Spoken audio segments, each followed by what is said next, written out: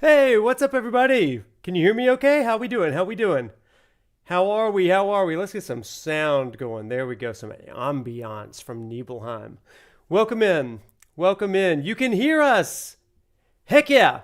Well, welcome in, everybody. Welcome to the Professor Noctis lecture series, everybody.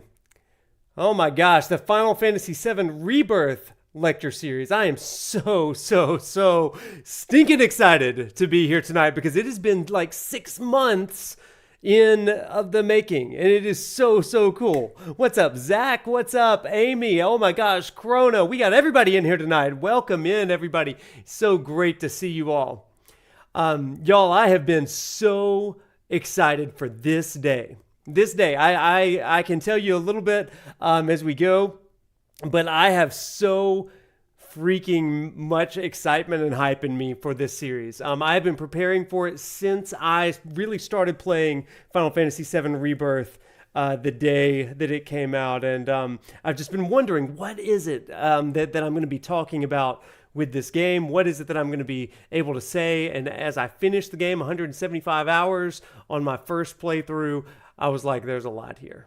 But it's more than I can do immediately. So I spent the entire summer researching and planning and plotting and all of these lectures and all of these content creators, all this cool stuff that you are beginning to see finally. It just feels good to be with you guys. So anyway, just want to say a quick welcome in to absolutely everybody. You guys are the best, and it has been amazing. It has been amazing the things that we have just experienced over the last few weeks. Growth of the channel, growth of the chat, and just a lot of energy and hype. And I just continually reflect that back to you guys. So thank you for all of that. But tonight we are here to talk about Final Fantasy VII Rebirth. If this is your first lecture series with me, let me just talk a little bit about what this setup is like. So first and foremost, let me introduce myself. A lot of new people. You guys, we have doubled the number of subscribers on YouTube from Wednesday to today.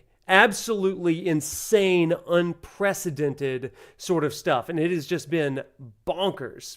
Thank you so much for the sub, for the gift sub. Oh my gosh. Thank you guys.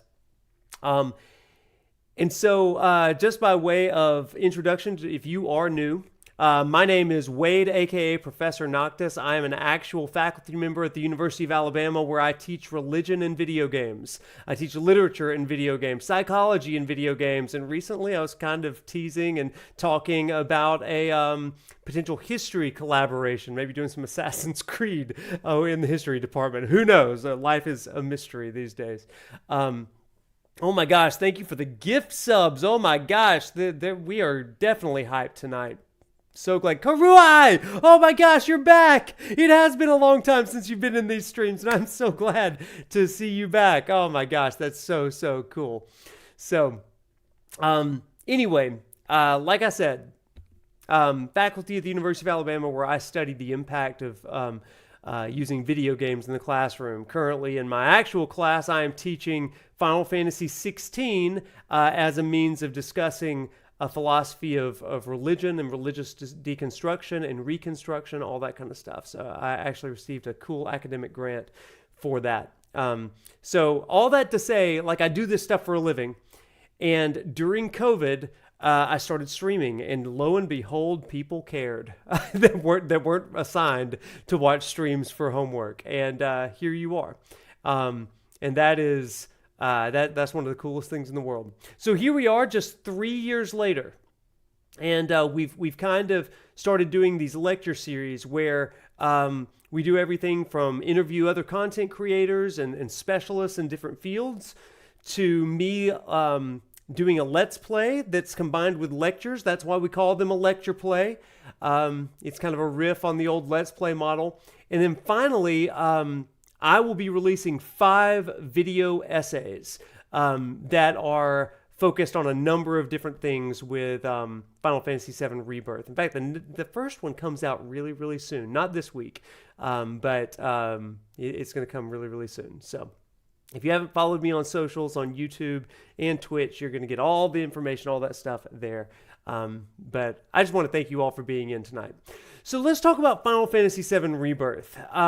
Some ground rules right off the bat. This is not a spoiler-free discussion. I know sometimes we go into this and we're like, we're going to just talk about the stuff up to this point. Well, first of all, Final Fantasy VII original game came out in 1997. It's almost impossible to talk about the game of Final Fantasy VII Remake, Rebirth, or OG without talking spoilers. So this is your spoiler warning. We are going to talk about spoilers. Just full disclosure.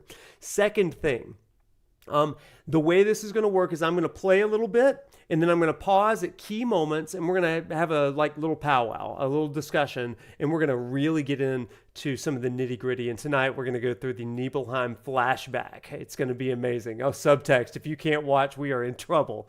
Get the. I hear you, man. You've probably spent more time in this game than most people. So anyway, tonight we are going to be doing that. So we're going to be hitting step by step all of these different topics, from Buddhism to some versions of Christianity, some theologies of Christianity. We're also going to be talking about some literature, classic literature, and just all kinds of good stuff. I am going to be playing on hard mode, so for those of you that really love to see me struggle and suffer, you are in for a treat. We're going to do that as well. Okay? So those are kind of the ground rules. Beyond that, be nice to each other. We're here to learn. We're here to be curious. And finally, just like I do in my classes, if you have an insight that you want to make us aware of, something that we may not have discussed, or something really cool, or something that a scene means to you, we love that in this stream. So we want to really talk about everything from dev conversations all the way to just at the ground level, how did that scene hit you? What's up, lady? What's up? Oh my gosh, we've got a ton of people. Daisy in the back. Is Daisy back here? So Daisy's been wandering around over here. So, oh my gosh, thank you so much for the subs. I'm catching up on some of the chat. Looks like YouTube is popping over there. What's up, our friends over on YouTube? What's up to our friends on Twitch as well? We got a packed house tonight. So, without further ado, why don't we get into this, shall we? Let me do some back-end stuff real quick just to get us loaded into the right chapter. Pay no attention to the man behind the curtain, right? But we are going to do Chapter 1, The Fall of the Hero. What is up, Racy? How you doing? Okay, so we're on the chapter select screen. Like I said, spoilers abound, so... See lots of the Chaos Rats. The lights in the background, are they changing behind me? Yeah, I tried to sync that up a little bit. Just special for you guys. I'm just trying to make it special for y'all. Yeah? You know what I'm saying? So, okay, let's do this. Fall of a Hero. We're going to do the opening prologue, then I'm going to talk a little bit. But tonight's core theme is real simple. We are talking about remaking the past, which feels appropriate for a remake trilogy, shall we? So let's get started in 3, 2, 1. And we are going to retain all current quest completion. Doesn't matter for Chapter 1. And we're going to go to hard mode. Godspeed. I may need my boy Blitz to come in and help me.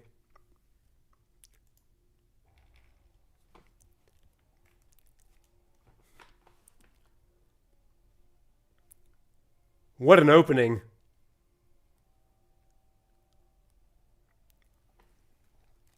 Oh, you can't! Ah!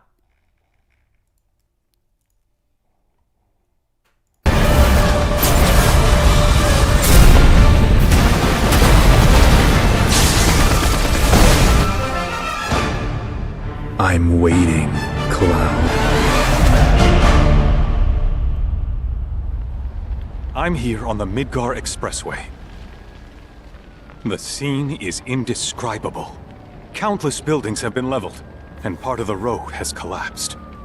Sound jump scare. The smoke rising from the rubble is reminiscent of a funeral pyre. Of course, this is only the most recent in a series of crises. Multiple reactor bombings, followed by the fall of the Sector 7 plate, culminating in this unprecedented destruction, caused by a massive tornado which swept through Sectors 0, 1, and 2. After a briefing with Shinra investigators, Mayor Domino released a statement, declaring the tornado to be, quote, weather warfare, perpetrated by the infamous insurgent group known as Avalanche. The administration also suspects the involvement of Wutai, and has begun investigations into the matter.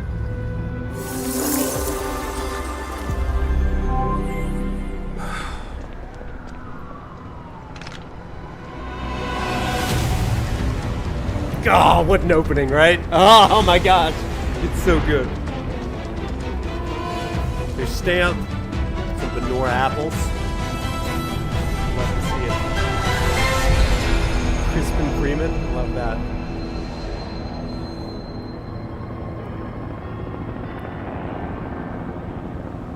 The next Twisters movie? Kind of feels that way, doesn't it?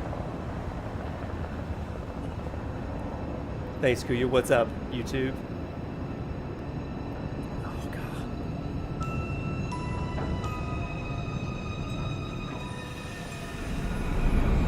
God. The Mako pipes leaking there, just such a cool...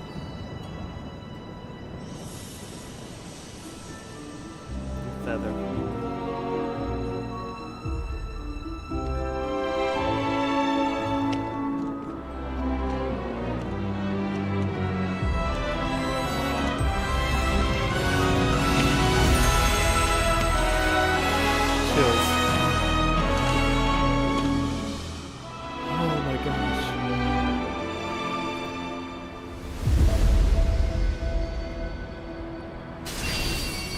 It does not matter how many times I see this intro. Chills every time. Chills. Of course, this is only the most recent in a series of crises. Multiple reactor bombings, followed by the fall of the Sector 7 plate. Boy, that tornado really did a number on the city. I thought another reactor blew up. Which must have been caused by the tornado. Man, when it rains, it pours. As you can see. Over there! Amidst the wreckage of the expressway, search and rescue operations are already in progress. We still have one Have you seen it, Hank? ex-soldier armed with a buster sword.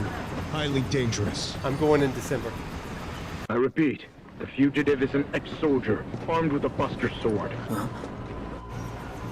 Back over here! Get him on board!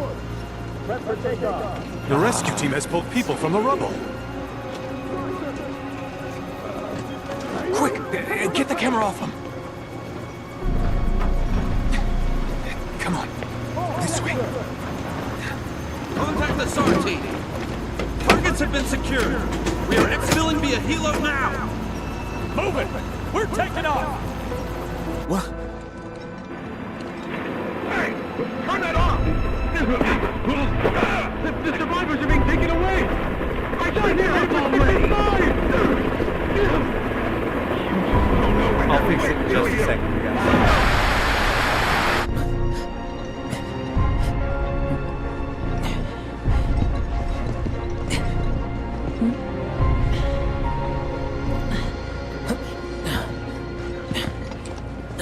Excuse me. Could you look after my friend? Just for a bit. Too much Mako. But he'll be fine. Hey! Okay, let's try this. All right, here at the beginning, we see the bodies of Avalanche. We don't really know what's going on, but the stamp bag reminds us that we're in a different world. A couple things to kind of take here. There's a double entendre sort of thing going on because the question is, who has the Buster Sword? And so the reporter says there's a soldier, an ex-soldier, armed with a Buster Sword that's on the loose, and it's making us have this question of, is it Cloud or is it Zack? Or this guy, if you have only played Remake and not the original, it's that question. So we are now in some sort of reality or world or whatever you want to call it, memory, where Zack and Cloud survived the last stand, not just Cloud. And so this is a really interesting sort of sequence here. They did make sure to show Cloud in the news footage. This is some really interesting sort of stuff here, right? So I think they're talking. I think they're talking Cloud, but I haven't thought about it too much. Bit of missing Cloud, yeah. So the idea could be that Zack is on the run and he's the one with the Buster Sword, and so they've got to try to find this prisoner that escaped that last stand, right? So is it Cloud? Is it Zack? I think that there's some interesting interpretation here. So with that, let's head back on in and let's get to this part. Y'all, when I first started playing this game and we started the game as Zack, I lost my freaking mind. I mean, I was just like an absolute wreck playing through this. Oh, I have gone the absolute wrong way. Professional Noctis. Professional Noctis. Okay. I'm lost. I'm lost in the tutorial. Are you kidding me? Okay. The lost counter happened so fast. Chad, how do you feel about Zack? You like him as a character? You good? Are you excited that he's got some kind of thing? Thank you, Jedi. I don't know why I'm climbing up here, but we're exploring everything here. Teaching us to jump over things. Get away from her! He's got a Buster Sword! So notice they're like, he's got the Buster Sword, right? He's the one we're looking for. I love that. Because like honestly, because Cloud's your main character, you're like, I think they're talking about Cloud, but then it's like, oh, maybe not.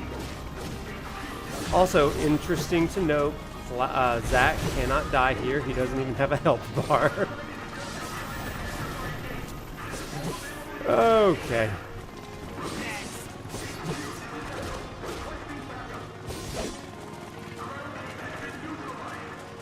Yeah, I love that they're fleshing out the Zack character in Rebirth. I think it's smart. That was one of my complaints with the original game.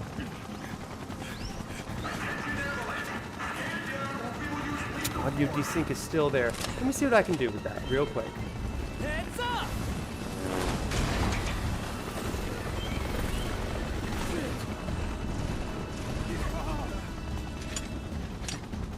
Come on, let's get him! All right, I'm gonna kill these guys and then I'll try to restart that audio so it doesn't desync like that. Thank you for letting me know.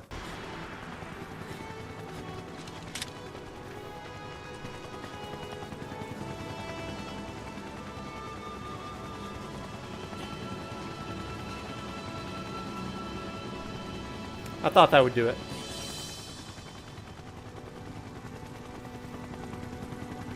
Zack thanking Red or Nanaki.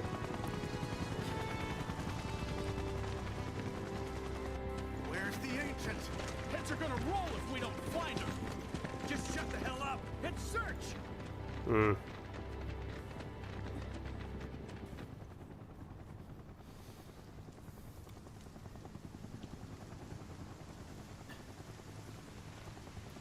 This is so messed up.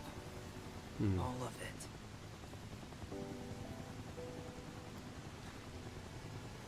But I'm back now, Aerith. I'm back.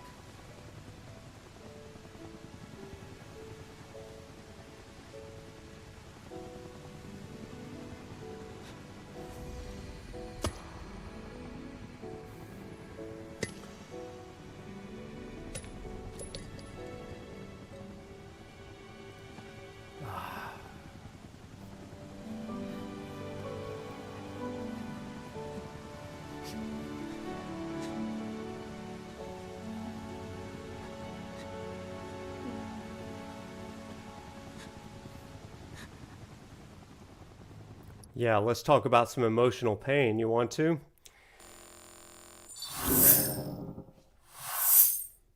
All right, so here's the thing, everybody. So in this scene, we've got a few different things that I really want to discuss. Number one, the paralleling between Aerith falling, dying, appearing dead, and that white materia falling and then bouncing, just like it does on the altar. Now, in the original game and at the end of this one, when Aerith dies, that materia does that same bounce. So this is some really interesting bookending of this story. The shot of that white materia falling is so powerful. There's symmetry in the intro and the ending. They are not shying away from the idea that this is going to be a story of pain, of bonds that are broken, of how can we prevent this thing from happening? And that's really the whole story for however 200 hours of it or whatever you're going to play. And I think that's such a powerful way to begin this story. Because it's like, if you have any concept of Final Fantasy VII, that scene is going to make a powerful image in your mind. An image that says, okay, this is what this game is about. Zach also says something particularly powerful there. And he says it just like matter-of-factly, but he looks at this, he's cradling Aerith, and he says, this is so messed up. All this is so messed up. And the question is, why is it messed up? Well, because he lived? Because he couldn't save Aerith? There's a number of different reasons why it is messed up, right? And I think it's the perfect way to end what we're about to see. This chapter goes into Cloud's flashback. And in Cloud's flashback, we are seeing how Cloud himself got, quote, so messed up, you know? And so one of the questions we're asking tonight is, how do you fix things when they get so messed up? And what does that mean? Anybody that's played the original game or knows the story of Final Fantasy VII knows that this flashback experience of Cloud is not the truth. Tifa knows that it's not the truth. We'll get into that in a little bit. And there's something weird, wonky about this entire thing. So tonight we're going to be looking at Cloud's flashback through the lens of what actually happened, as well as what is Cloud believing that has happened. There's two things that I want us to be aware of, and I'm so excited that on Monday I'll be releasing our interview with BioRoxas. BioRoxas, real-life psychologist, therapist, person that works in psychology. I asked him some questions about this and the distinction between core memories, core events that happen to us, and the ways that we process those. And I'm going to give you just a teaser of that tonight. But something happened in Cloud's past that he's re-narrating to himself. And one of the ways that we remake the past is through the ways that we tell the story of what happened to us in the past. And we're going to pay close attention to what Cloud does to save himself in trying to understand and reckon with his failure in his past, okay? Now, to me, you guys, when I'm playing this flashback, it reminds me of those moments in my life. And we'll definitely end with that tonight, talking a little bit about how we all have to restory our own history. I think it's a really cool lesson, something that I try to teach all of my students. And that's exactly what we're going to do tonight. So, with that, let's continue, shall we? Also, big shout out to Sing 4D Laughter for the amazing music tonight. Also, what timing on the end of that song? Was that perfect or what? All right, then. Seeing as we've got the time, want to tell the rest of us about you and your buddy Sephiroth? Sure. If Tifa doesn't mind. Sing 4D Laughter's so good. Yeah, no problem. It's It all started 5 years ago. Oh, you didn't hear music? Oh, sorry. Time. I'll There was fix it. hardly any work for soldiers back then, and what little there was boring as hell. My heart wasn't in it. Then, out of nowhere, the job of a lifetime came up. A mission with Sephiroth. I couldn't believe my luck.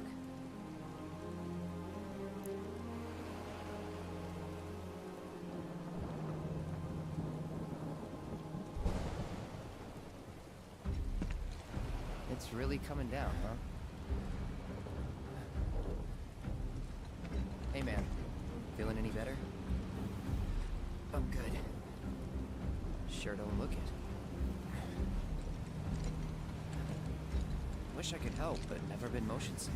Sorry, man. Ready to do this? Yeah, you bet.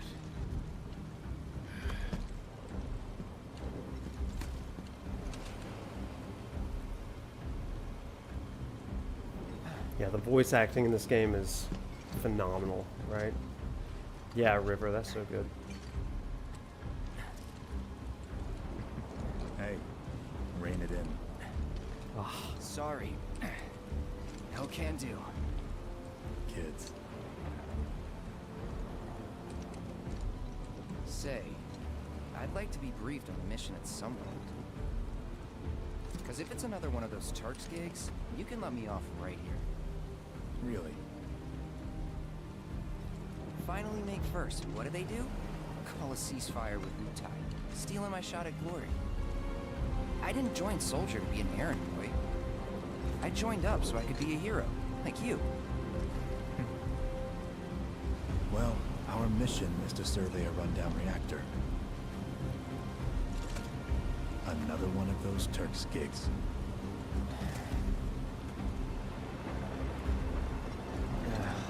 Fine. Job's a job, I guess. Where is it?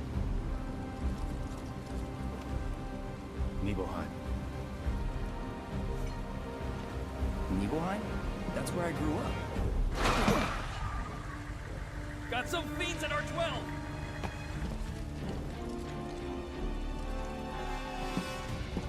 Let's go.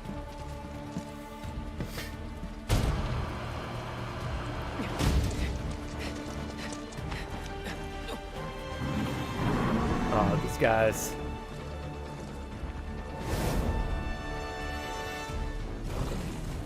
You take one, I'll take the other.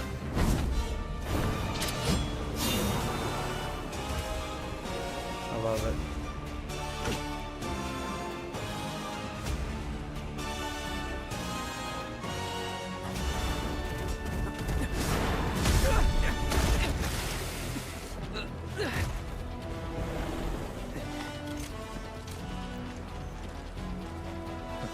Wait in the truck. No way! I got this!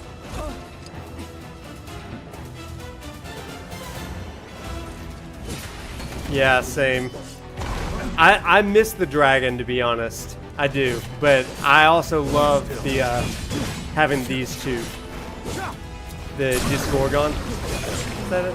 Disgorgon. Oh, look at that stab from the skies. Oh my gosh. I'll be honest with you. The first time I played through this level on hard mode, I struggled a little bit. Even with Sephiroth, I was like, oh my gosh. Cloud fanboying. He was in a different league from the rest of us. Have you ever met your heroes, chat? Ooh. Can be intimidating. Nibelheim. That's where they built the first reactor. Right? Yeah. It all started in the fall. Oh, Barrett, yes. Something was wrong with the reactor, and the whole village was up in arms. Talk of strange new monsters on the mountain only made things worse. Oh, Renaissance, yes. I People want were to see scared, desperate. The villagers tried to take care of the monsters themselves, but it was no good. Ended up calling Shinra. So the company sent help. Best they had.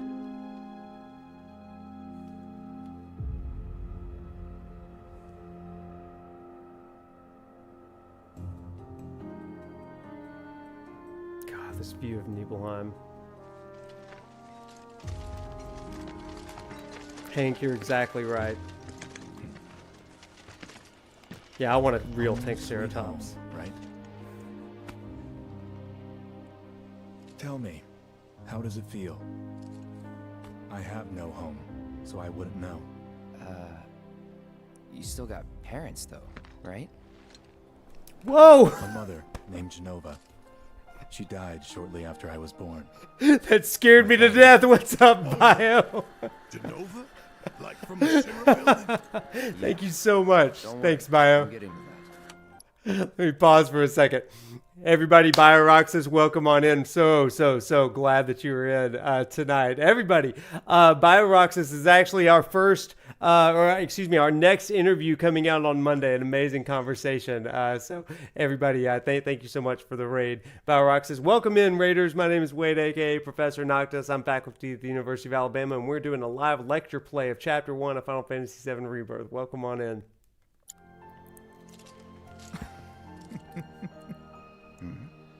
Thanks, dude. Have a great night. Why am I talking about this? Come on, let's go.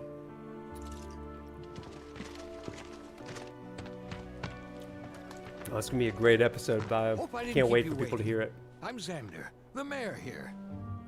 I wanted to greet you myself, to welcome you to our humble little town. Please, if you'll follow me.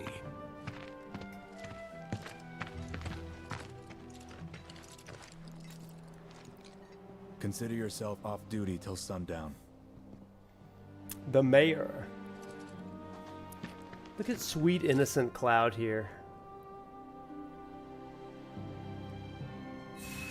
And I think this is what I love most about this particular sequence. We get a very innocent, young, spirited Cloud here. Something so different than what we see in a Remake, with his very standoffish sort of attitude. Wily, exactly, such a puppy, right? As Sephiroth says. And while we know that he's embodying Cloud, there is also something about his own innocence. Something that I really appreciate about Crisis Core. For those of you that played Crisis Core Reunion, Cody Christian did such an amazing job of conveying Cloud's youthful adolescence, his naivete, his optimism. It's one of those things that I just really, that's when I think I really fell in love with Cody's depiction of Cloud. But for our purposes tonight, one of the things that I just love here is that we get to see Cloud's coming of age story. If you're going to take Joseph Campbell's The Hero's Journey, this is Cloud's call out of the ordinary world. Okay, it's where he goes from being a boy into a man with a backstory. You know, for so many of us, I think that our adolescence is kind of a prologue. Somebody once said to me, and I've really taken it to heart, that everything that happens up to really around age 20 is what we would call a prologue. And 20 to 30 is where we have our rising action. This is where we start to live in our level of ordinary world. But really, at around 30 years old, that's when we really start to take the lessons that we've learned. And so I love that. And this particular scene makes me reflect on when was the moment that I grew up, right? What was my Nibelheim incident? Sure, not necessarily trauma and all that kind of stuff, but what was the moment of my sort of growing up? Okay, let's talk to these soldiers. So, any friends here you want to see? Maybe a girlfriend? Speaking of which, I'll bet you're dying to hear about mine. Am I right? This is one of the coolest things right here, because obviously, you know, like, to me at least, this is the way that I took it. Cloud here is very much in the persona of Zack, and yet here he's talking to somebody that's essentially Zack, right? Do you have any girlfriends here? I bet you'd love to hear about mine.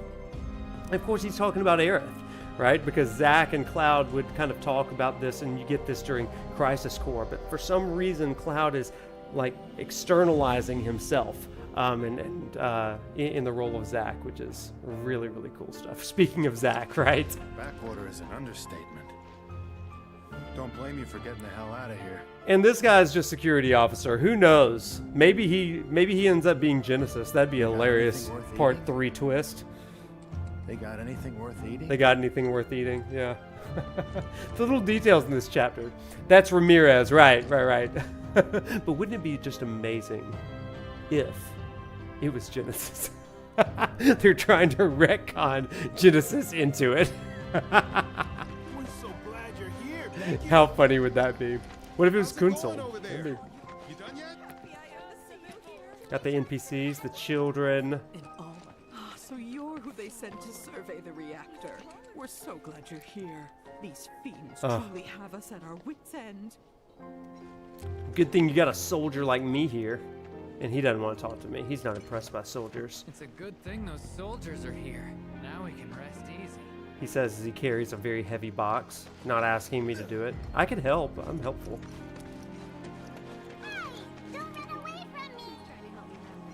Maybe this is foreshadowing of the chicken quest in Gungaga.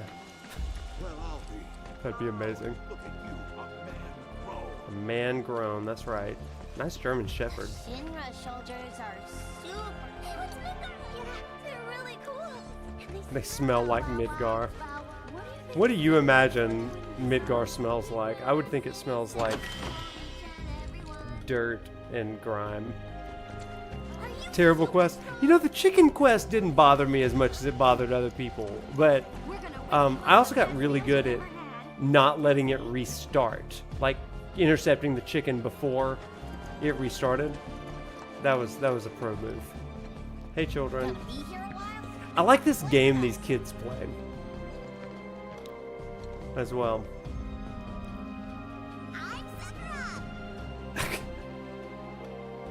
And then he kills everyone. I'm Sephiroth this time. I could watch these NPCs like all day long. I love it. I'm Sephiroth. It's so good. Okay.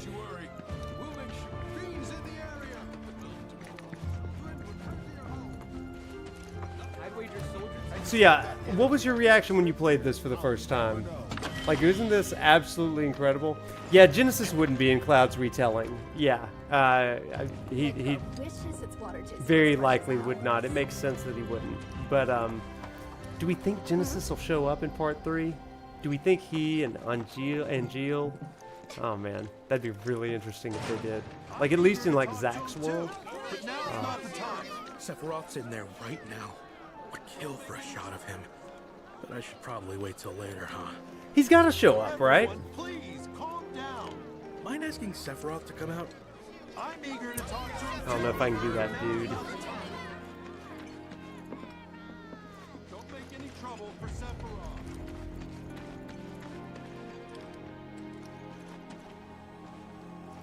We're gonna climb up here first. Goodness, Shinra's here. We're safe. Now I can go back to hanging. Michael Jordan at this point, yeah. It's fair.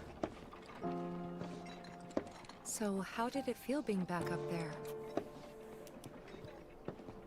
I don't know. Nostalgic, I guess? After 2 years away and all that. Uh-huh. Now, chat, like, don't miss this, okay? For people that are new to the Final Fantasy VII universe, this is really big. You get these subtle clues that Tifa's not buying it. She doesn't really understand it. And what we'll come to find out is that she does not, she doesn't think that Cloud was there 5 years ago. You know, and so she's trying to feel out, like, what is Cloud getting at? What's going on here? We'll get to that toward the end of the stream tonight.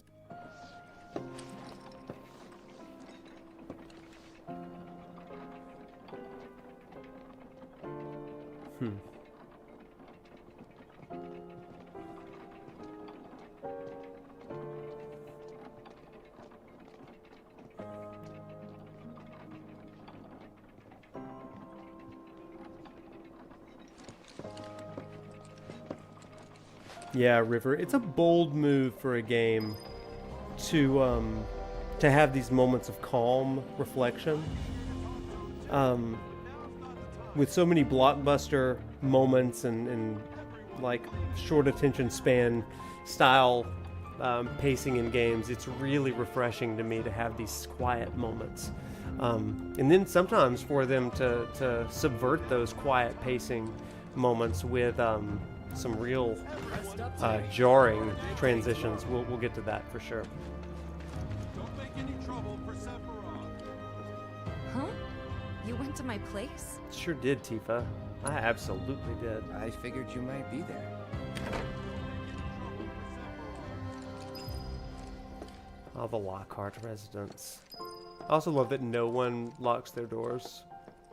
classic JRPG. Remember my cat?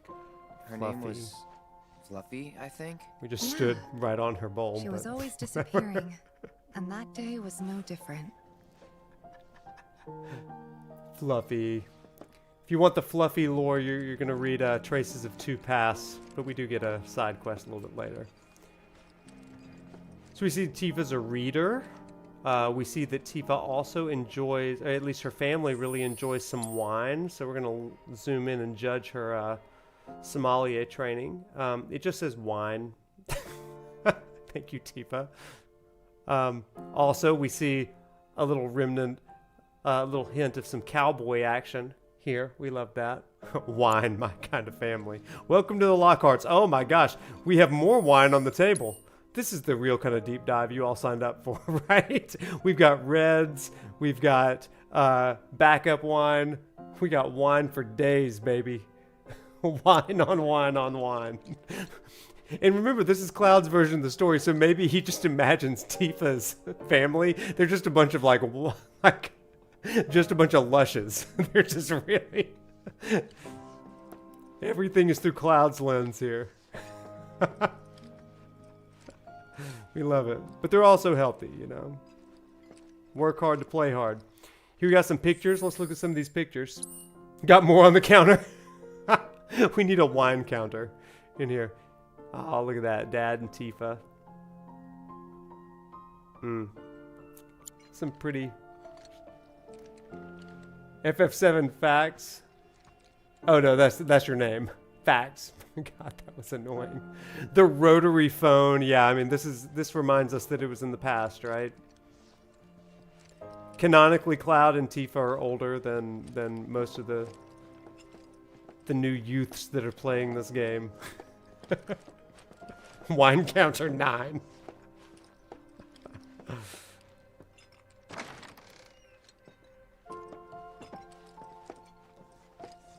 Getting to explore these houses and just like, again, this is that quiet moment. This is something that games like The Last of Us do really, really well, right? You've got this environmental storytelling. Spider-Man 2 does this really well as well. Just the quiet exploration. I love it. Really, really good stuff. Okay, let's go over to Tifa's room. She's not gonna like that. That's okay. You went into my room? Yeah. I did. I did. All right, chat. We gotta. You went through my stuff? Canonically, we have to. I absolutely did. I know I shouldn't have.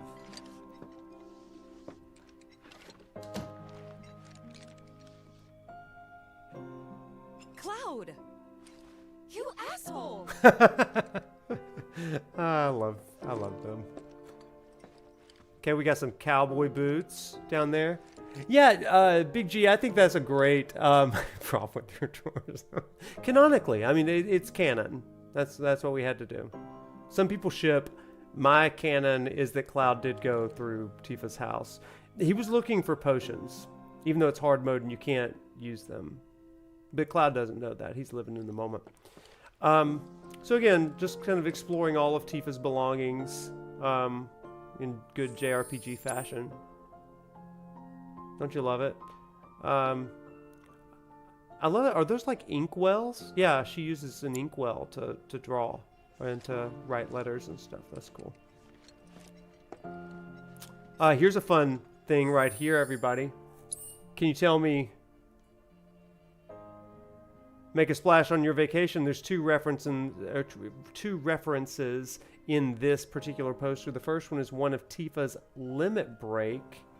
Another one is Zell. That's correct. Final Fantasy VIII. Zell. That is absolutely correct.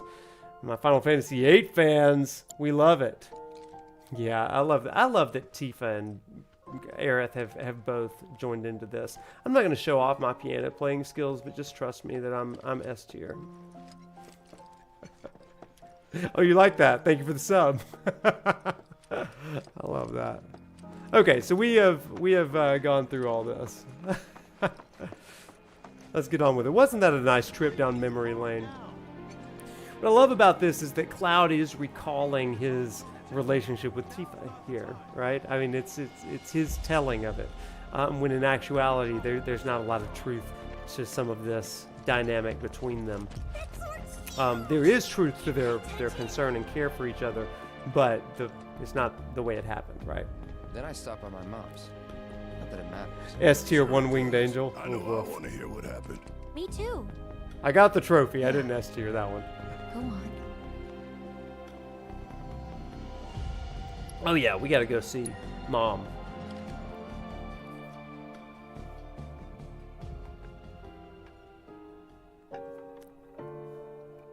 My dad died when I was a kid. So after I left for Midgar, she was on her own. It was the first time we'd seen each other in What's up, 2 Trenton? years. How you doing? First time. And last. I'll be right there.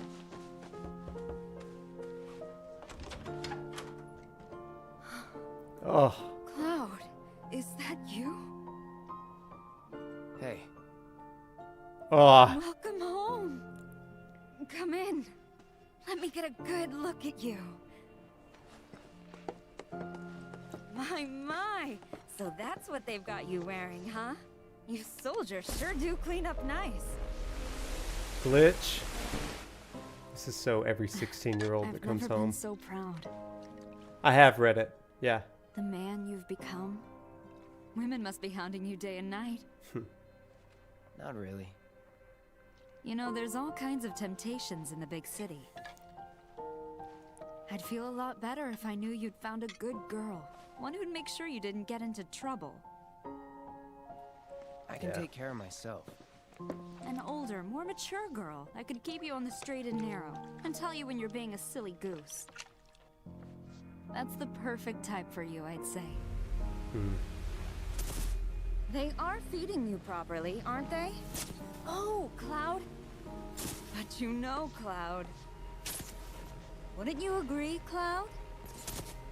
You're my son. Of course, I'll always be.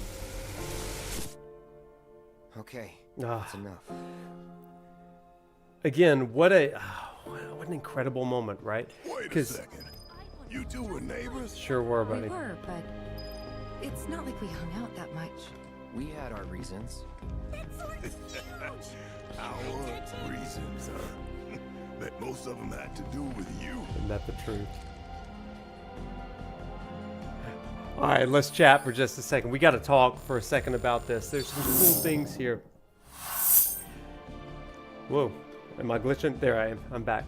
So it's one of those things that I think is super compelling about this narrative because Cloud is dealing with this. It's clear that he's struggling with this aspect of grief, right? He's not able to really.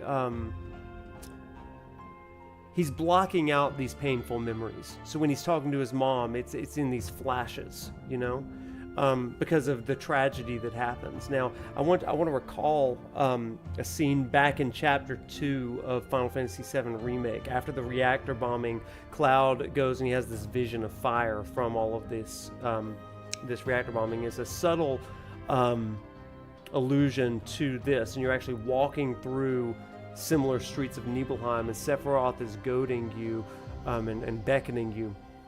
And Cloud, Sephiroth begins to recount the death of his mother. Now, a lot of people hear that and think of it as like a foreshadowing of Aerith's death. But what you see is Cloud like scraping and holding on and crawling toward his house in this scene. It's a powerful, powerful scene. And Sephiroth is saying, yeah, that's a great way of saying it. Sephiroth says, it's almost like he goes out of his way to remind Cloud, I killed her. Her flesh yielding to cold steel, I think is what it says. And so it's like, this is a story about Cloud overcoming grief, the grief that he's shutting out, and he cannot deal with this. This is a key theme that's going to carry us throughout this entire 14 chapter story, right? Especially toward the ending. but anytime there's grief and trauma, he's having to like reconfigure everything. Shutting out grief, it is easy to do, right? I mean, it's ways that we all process and reprocess our lives, and it's like amazing stuff. We love to suppress emotions.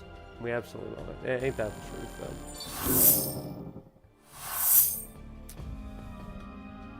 Yeah. You can see scenes with her and young Cloud. I think that's absolutely correct. So, Sephiroth says FF9 is the best Final Fantasy. All the more reason to end him. I like Final Fantasy. I want a Final Fantasy 9 remake. I do like Final Fantasy 9. Ah, it just came at the end of that PS1 life cycle, man. Thank you for coming. You're Shinra? Oh, whoops! I didn't recognize you, Cloud. How you've grown. So just a few things here that are kind of cool. You got people. You got apothecary stuff. Got some interesting sciences here. I love that stuff. It's great. Got some hats. People love hats in Nibelheim. Some say it's the hat capital of all the world. I'm sure somebody says that. None of the Ultimanias or devs say it, but I'm sure somebody says that. A lot of people love hats. Oh, yikes. The survey team is the coolest. Man, why didn't I enlist like everyone else when I had the chance? For a brief moment in time, I thought about enlisting. I was 17 years old, just about to turn 18. I can only imagine what their lives must be like. Okay, let's look at a few things right here. But first, I love this man. A soldier. And you are? Richard Zangan. A humble traveler of the world. And teacher of martial arts to the youth.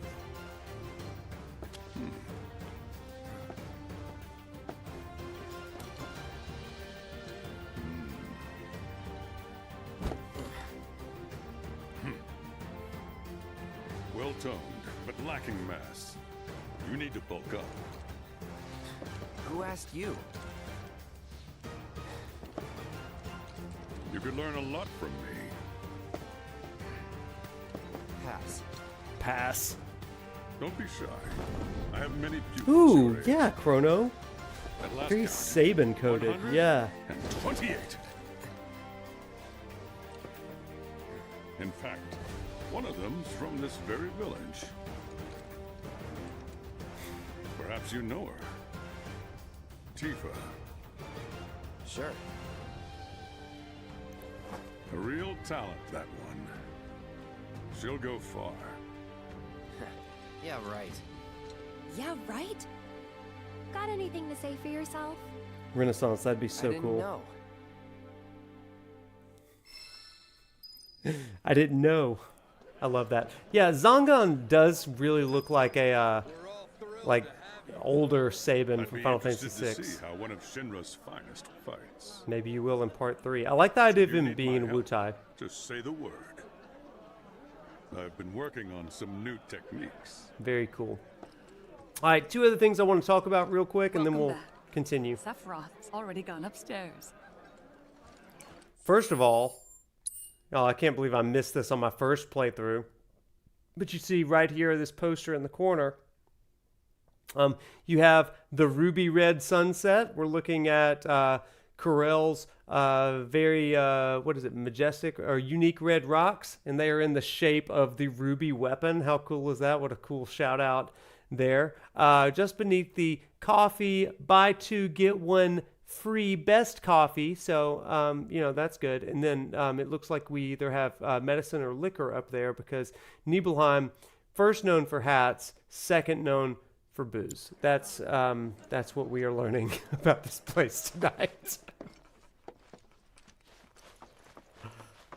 Just gonna look at some pictures. Look at that. Everybody looks happy there, kind of. Also, because we did miss it a little bit earlier. Oh my gosh, everybody's... Oh, it's because Sephiroth's in there, so the crowd is like all ready for this. But if you come over here, what we gotta see the aerobics people. Everyone? Just for a bit. Could you keep up? Also, listen to this music. It's the Time for our second Zonga-size pose. And here Takes me we back. go. Zongan music. Stretch for the sky again. Be sure to keep your arms tight against those ears. Wanna join us for some... Hold that pose. Bend your right knee I and love it. lift your leg very slowly. Lift that leg. There we go. Hands up, Cloud. There we go. This music, like, I want this song. I want it. Good. It's not on the soundtrack. I want this one. Ah. Cloud giving a stretch break reminder if you need it. Yeah, get those arms up. This is the easiest yoga class ever, though. It's level 1. Cloud is unimpressed with this old man's balance. He's just looking at him, like, subtly judging him. I love him. Count slowly up to Oh. 10. Okay, we're done with them. All right, let's get on with this story. We got stuff to do and lectures to have. Past the crowd, everybody. Wow. Everyone, give them space. Don't make any trouble for Sephiroth. Also, recognize this is the Nidhogg Hotel. Nidhogg in of Norse fame. But looking back, all the signs were there. From the moment we arrived, Sephiroth just wasn't himself. What you looking at? This landscape. Huh? I could I swear I've would seen love it to before. sleep to that song. It's so good. You okay? Big day tomorrow. We'll be leaving bright and early. You should get some rest. So notice that one wing on his belt right. buckle. Will do.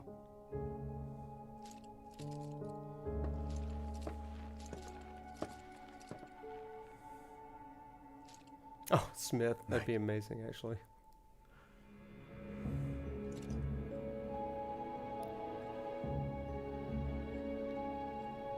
I tried, but I couldn't get to sleep that night. Was too excited. Amy, I too would love that. Yes. nervous. Was pretty much the same for me. Why? Yeah, I was surprised too.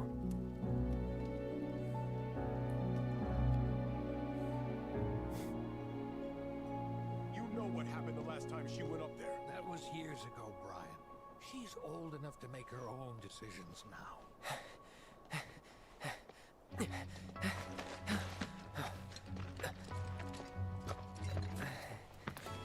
Here we go. The actual best song in the game.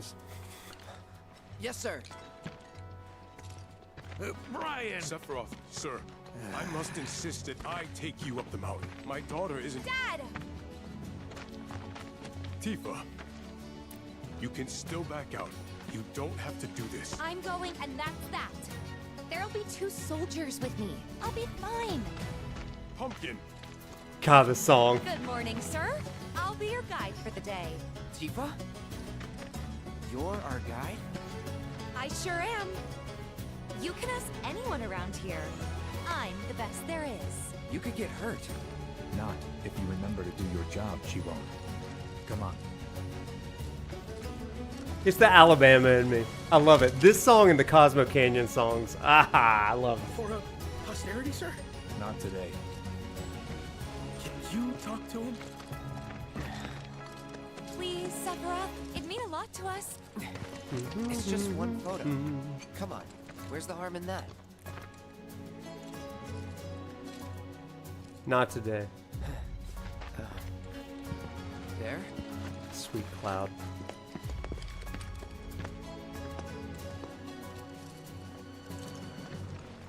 Thanks. Yeah, Barrett. Say cheese. I mean, obviously, I mean, You were having a good time. the utter transition that she makes, Guess we personality-wise, after all of for a this. Reserved, guarded. The reactor was halfway up Mount Nibel. I was looking forward to breathing that crisp, clean mountain air again.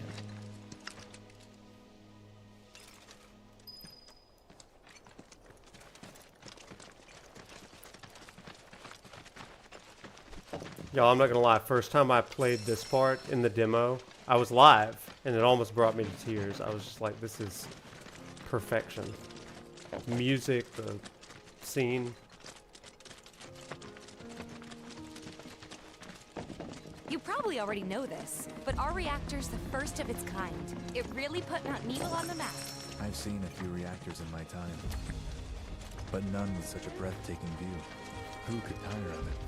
Everyone, eventually. Man, I wish I could go on trips all over the world like you guys. Trips. I think you mean business trips, which Business are no fun at trips. all. Though you do learn stuff on them. That's so cool.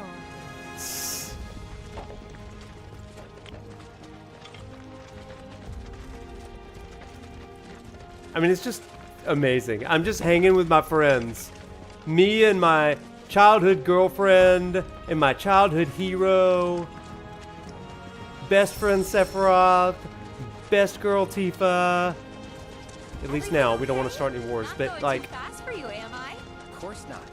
it's just like childhood, going on a hike with my friends. But I thought you guys were in a hurry.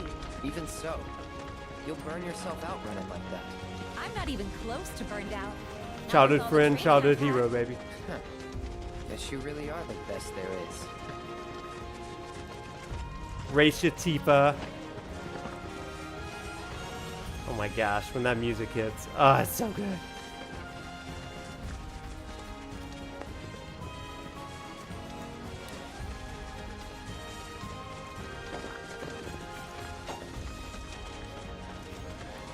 Love that we've got old Ramirez and not Zach behind us.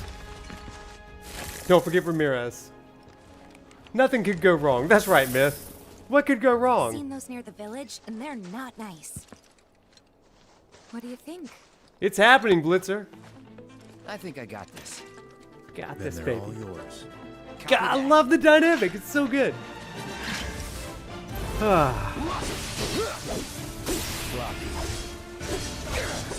It's on now. Oh, we got this, baby. Look at that. Hard mode, what? He would come to regret that.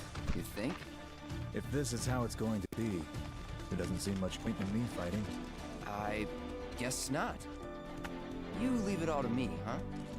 Don't mind if I do. I mean, hard mode, right?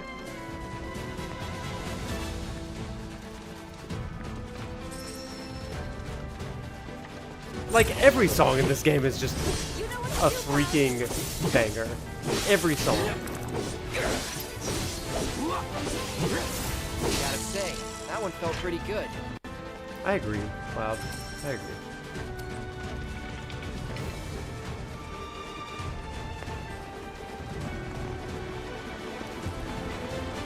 Is that Mako? That'd be some Mako.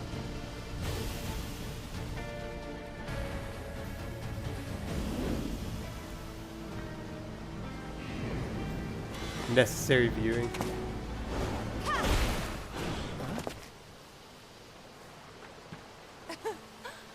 Come on, soldier. You can do better than that, can't you? Yeah, that'd be cool, Renaissance. Yeah. Just you watch. Just you watch.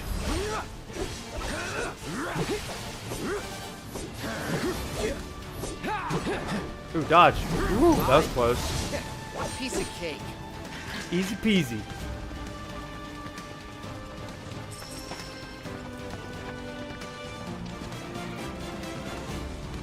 Take it away.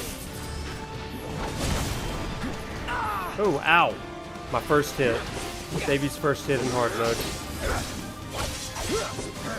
Puppy's first hit in hard mode, I should say. Not today, Velocowing. Tifa never says Cloud's name. Good spot, Honey Bun. That's good.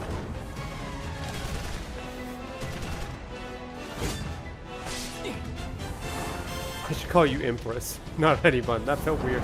I regretted it immediately. Well done. Thank you. A little Cloud saving Tifa action there. In actuality, good save, Cloud. Gosh, just the details, the freaking details in this game. They're so good. Are you kidding me? They're so good. I'm just getting completely destroyed by Velocowings.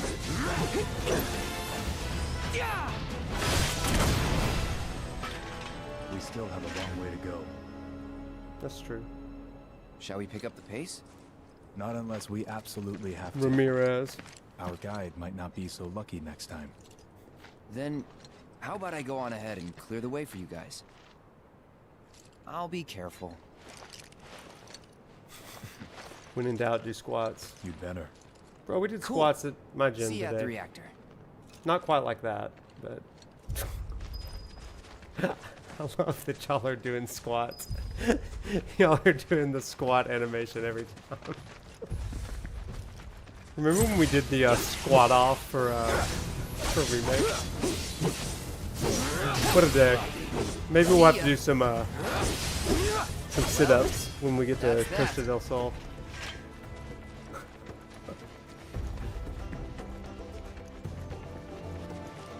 Okay, let's go. Look at these guys. If it's a fight you want,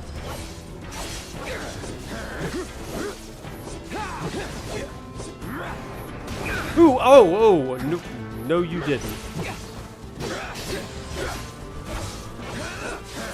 I gotta say, that one felt pretty good. I know, Cloud. I know. Got little rodent things up there. Oh, wait. Even though I can't use items, I still feel compelled to get them, you know?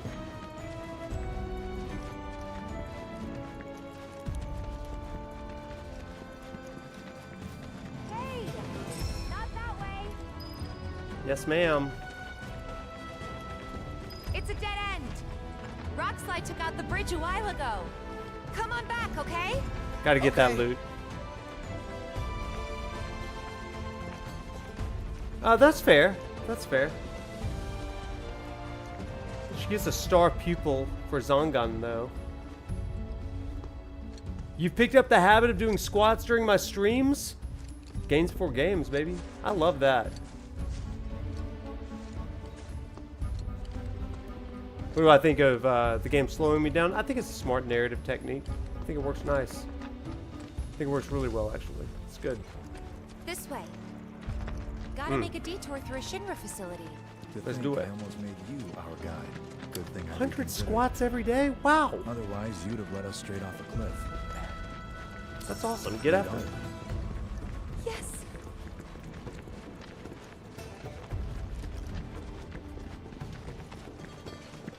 Bow, bow, bow, bow, bow, bow.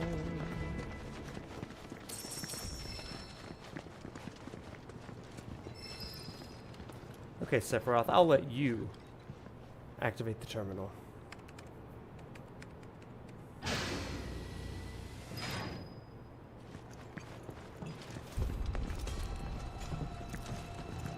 I love bringing back the Mako reactor music. I just like... I know that like we talk about this game as trilogy, right? We talk about it as like 3 games, but I really am just convinced when it's all said and done, it's one game in three parts, 3 discs. You know, like it's not enough to simply say this is a sequel to Remake. Like it's just part 2, right? It's one gigantic game, and I think that's the coolest thing in the world. We're feasting.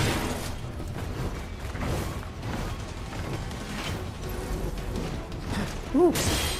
Oh, not today, buddy. Oh, you thought. What are you weak to? Fortunately for me. It's on now.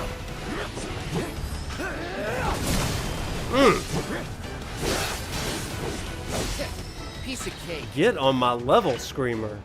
Wow. Remember I said that.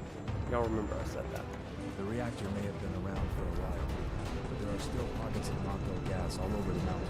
Try not to breathe it in. Don't want to get Mako. Is this song part of my workout routine? It is not. It is not. It is, Gas levels reduced by 20%.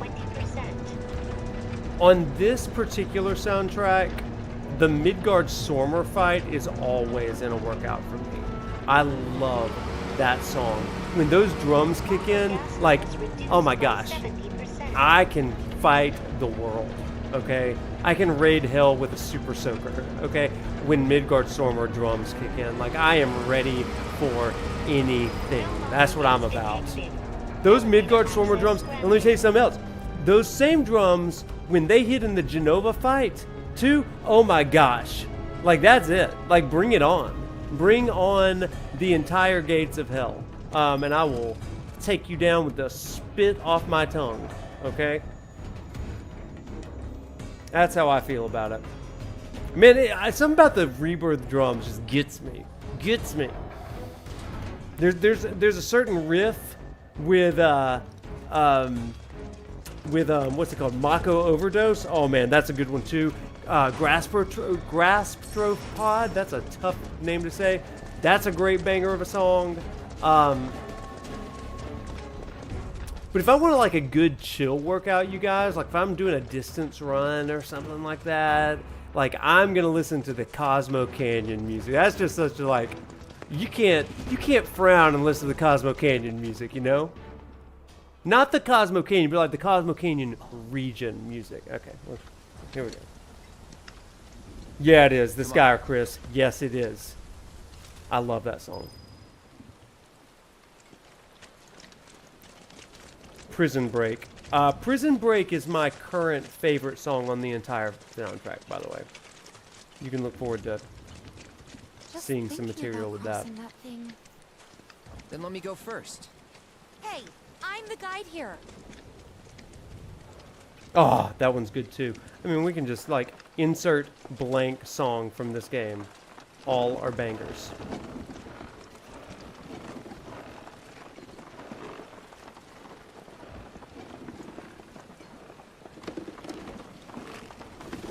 So close to the reactor. All right.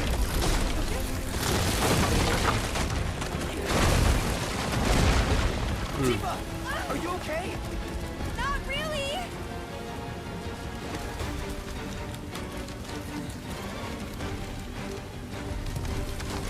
Oh, jeez.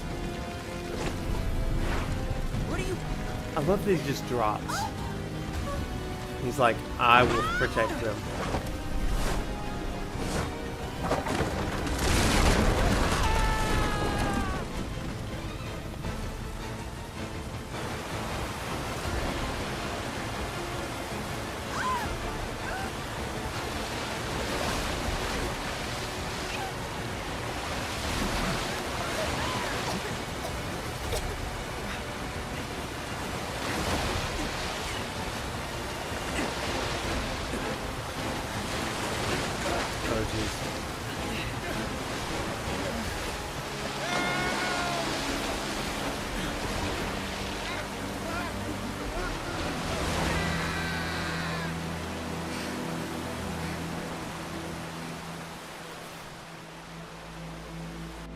Chat, this is such a cool moment, especially if you've played parts of Ever Crisis, because even here, Sephiroth does have this mentality still of being able to save everyone, and here he's just lost somebody that was on his watch to a degree. It's clear that he's just come back from searching, and he wasn't able to save him. Yeah. Do you know the way? Yeah. Following the river should get us back to the village. We're not going to the village.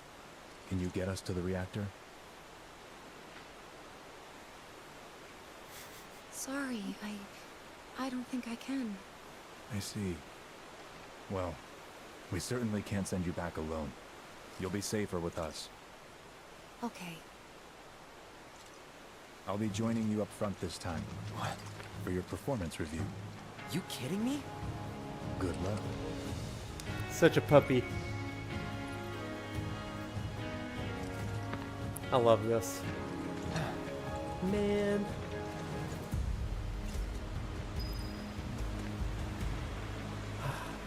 Let Tifa join the party too. I do think this scene is just like super interesting, right? I love that they explain just like where this other soldier goes. It's just, we'll revisit it back in later chapters, but it's really cool storytelling here. That's one thing that I love about this game, you know, like every scene, it really feels like matters. And like I can't imagine what they put on the cutting room floor.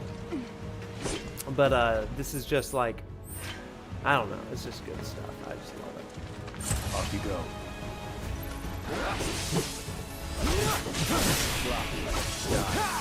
Bye, Sephiroth. Stand Take back. the lead.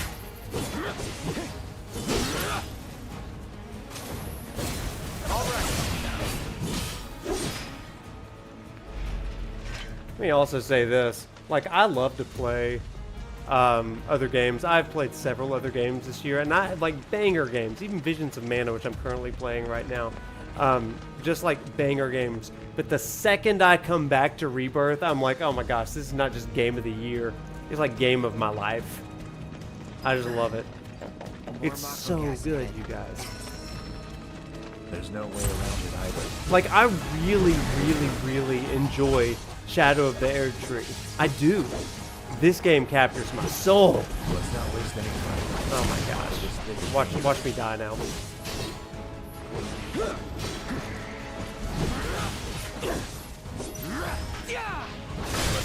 It really is like my perfect game. It's got the perfect amount of lore. It's a fun, compelling battle system. I would dare say my favorite battle system in a Final Fantasy game or RPG generally.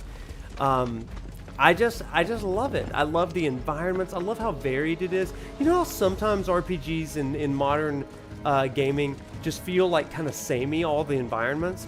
This reminds me of like when I was a kid and like we would go to different biomes. You know, you've got jungles and swamps and you've got mountaintops, and I just freaking love it.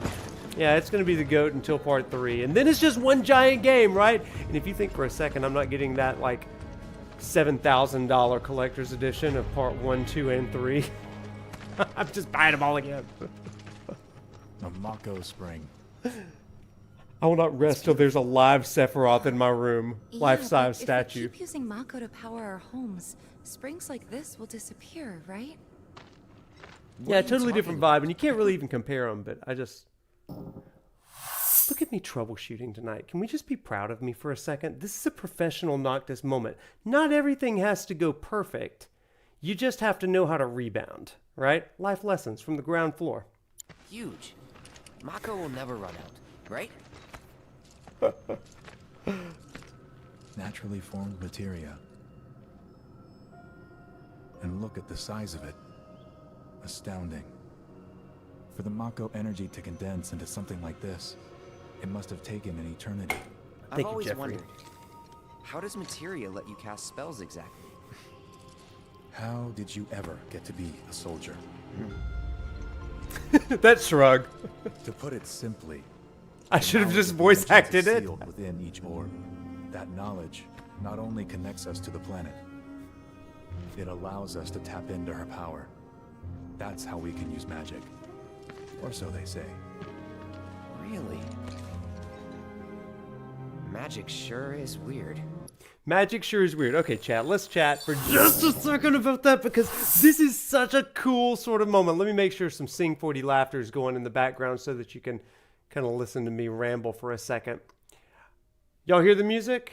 Are we good? You hear me? So I love that they just explained this materia stuff. And this is our first, no music. Oh man, let's see what I can do here. Y'all hearing some music now? Still no music. We're going to get you some music. I got you, everybody.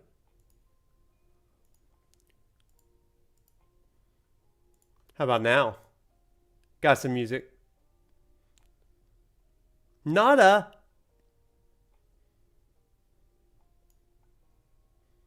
That's crazy. Well, I've got some music over here, and we're just vibing in the background. Well, if that's the case, let me get to a scene, and we'll help you out with that real fast. It's gonna be so good, you guys.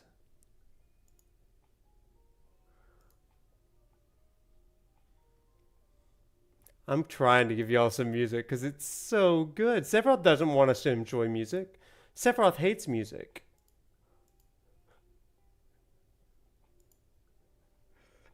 That's what I've always heard. Aerith would have loved all this music. Okay, we'll go just a little bit further then, and then I'll stop so we can get some background music about that.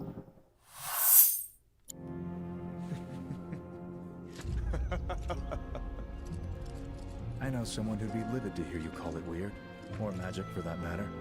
I can just imagine what he'd say. It's an affront to science. Who? Hojo, from Research and Development. His predecessor was a great man. But him? He is anything but. We should press on.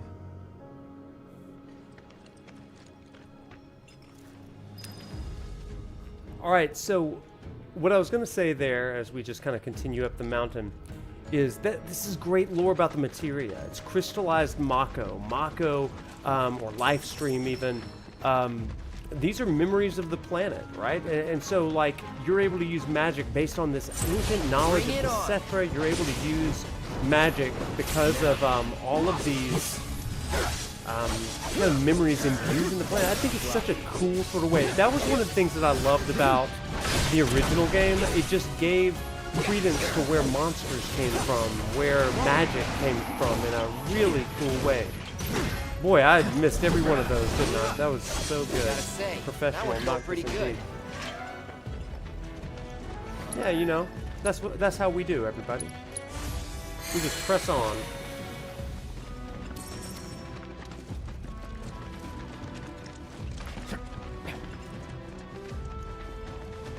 Like, I love when a game grounds its magic in something.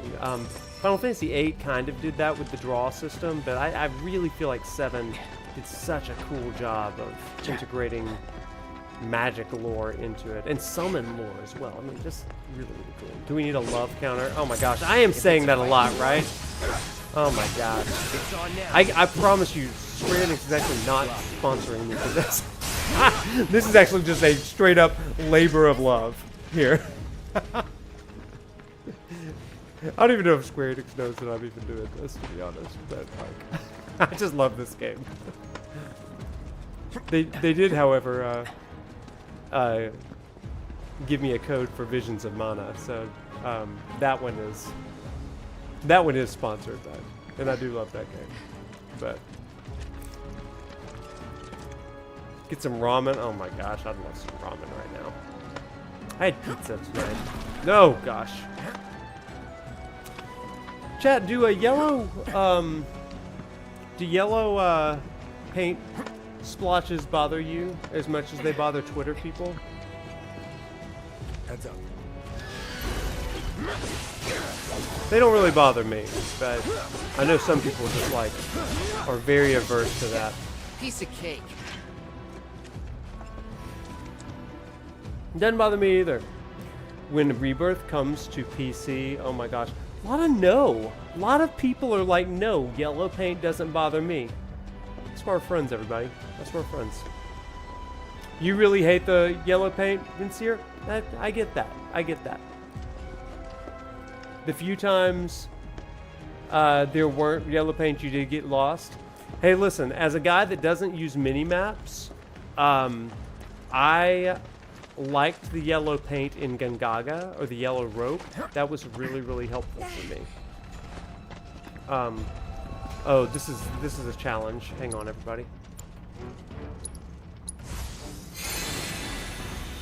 Okay, everybody, my one and only death in my first hard mode playthrough came from this. Oh, in chapter 1. I've died many more times.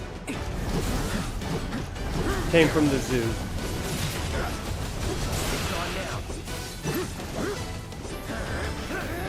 It's all you.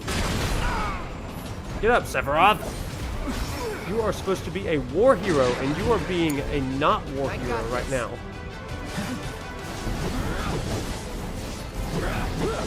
Oh, I'm gonna die again. History flows like a river, repeating itself over and over and over again. Come on, everybody. Oh, but somebody learned a cure this time. Do not let him do this to you. What is your weakness? Wind? Guess what, buddy? I've got wind. Oh, yeah, that's what I'm talking about. The aerial combat mastery? Well, listen, again, we've been through this. People don't watch me for gameplay. They watch me for vibes and insight. Or they watch me for y'all. It's like, let's watch this buffoon try to teach and play video games at the same time. Such a puppy. Whee! Okay, upsy daisy. Is that a phrase you grew up with? Upsy daisy? Or is that just a Wade original? I can't wait till we get to Gingaga so I can share with you my great love of that zone. That zone gets so much hate, but I'm just blissfully happy in Gingaga. I love it. Not upsy daisy. Vincier, I 100% agree. This game, like, I don't know, I would put it up for every award, ever. But a travesty would happen if this game did not get best music. Like, the music in this game is flawless. Flawless.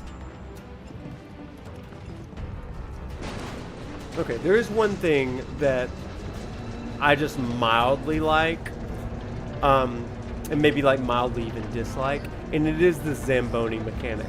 Now, fortunately for all of us, it's not very lengthy, right? But it is just like a, you know, it's alright pacing. And it does give you the opportunity to, you roleplay as like a factory worker, right? And that's fun. So like, factory workers in the chat, we see you. And like, we commiserate with your hard work. So thank you for all you do, factory workers. Wouldn't it be amazing, factory workers, if you are watching somehow or listening while you are also working in your factory, doing some task that's like moving a Zamboni to suck up dangerous Mako gas? Thanks for watching. Thanks for listening. We hope your day's going okay.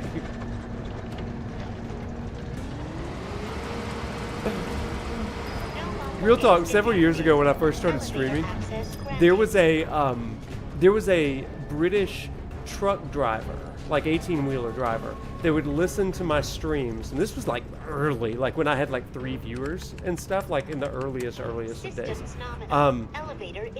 He would listen to us in his 2-hour commute at like 5 a.m. over there. It's like one of the coolest little stories. It's like, you bring a lot of joy to my long truck drive. I'm like, I love that.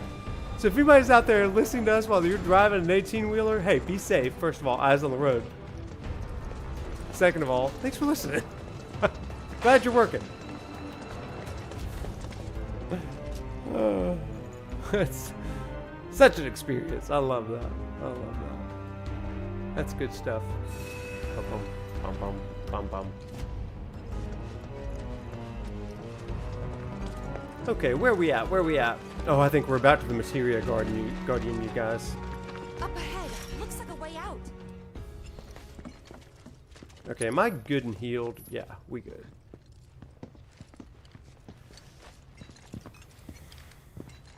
Tifa, no! Wait. Huh? Tifa! A lot of knowledge in the air.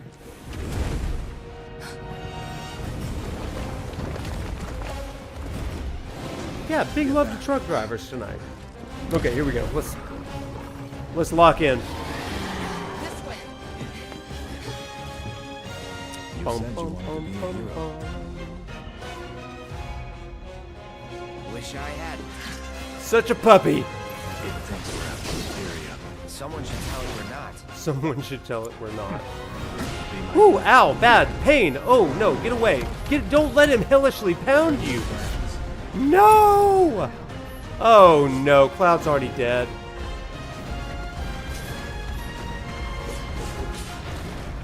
This is not going well. Okay. Fortunately. Arise, my little love. Keep your guard out.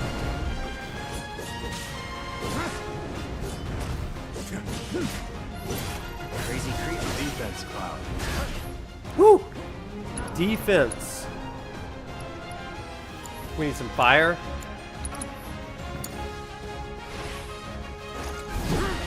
Maybe try mixing it up more? Try to mix it up a little. Gotta be better than this. We're gonna play the hero. Well, Sephiroth's materia is not very leveled, but Cloud's is. Take the lead.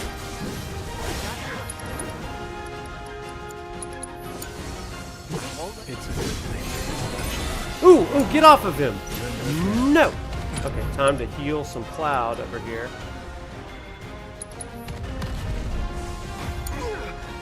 Get up, buddy. Get up, little puppy.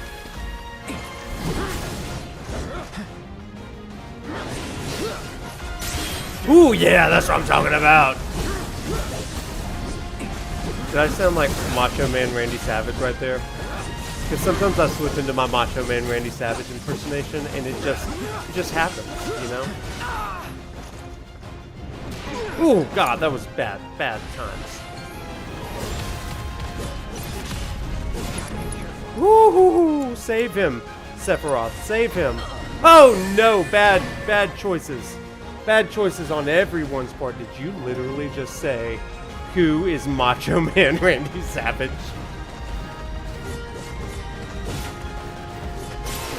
Oh yeah! Get up, Cloud. We ain't got time. No lollygagging. No dilly-dally shilly-shally. He's a WWE wrestler back in like the 80s.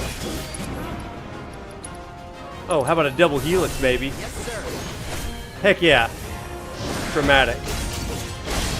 Oh, I love that. Every time. On me. Again. Done. What's up, Mr. Bigglesworth?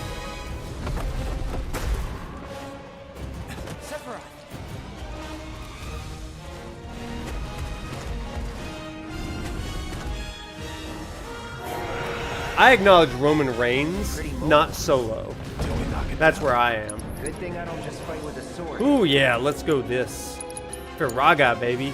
Okay, Cloud, you're gonna have to get up, though. Yeah, let's go. Burn him. Nier, that one's for you. Burn him with fire. Sephiroth, take the lead. All right. Come on, guys. Move blade, let's go. Woo! We getting somewhere now.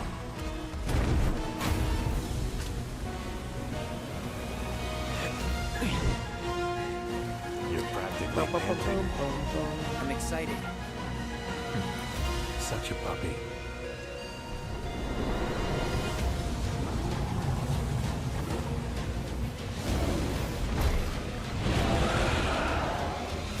Don't like the looks of this. Stay alert. Stand back.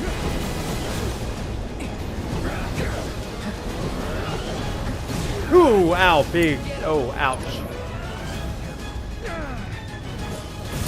Ow, again. Wow. Can I limit break this guy? Ascension? He may be too far away, but we're gonna try it. Yeah, I missed him a billion times over. Wow, that was so bad.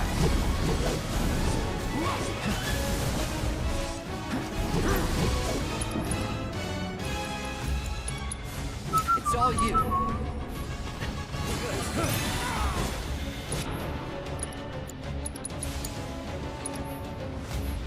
Do I have a summon? I do have a summon. Come on, get up! Come on, I need a Sephiroth limit break here, right now. I won't let you down. It's all you. Oh yeah, oh it's time, baby. Octa Slash, let's go.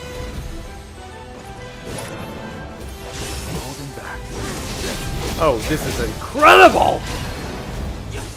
I don't know if I've ever beat him using Sephiroth's limit break before. That's awesome. Not today. Take it from here.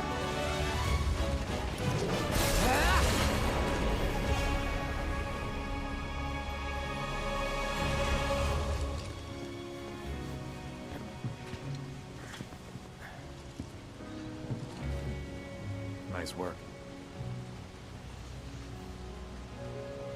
Look at that just sweet boy. I've tried to pause it, it didn't work. Hold up. Maybe I'm missing something here. But everything Need you that said Omni makes for real. Sephiroth sound like a stand-up guy. You doubted me, Barrett? He was. And now he's pure evil, trying to kill everyone on the planet. Help me to understand this shit. Tell me something that'll really make my blood boil. Oh, I will. I will.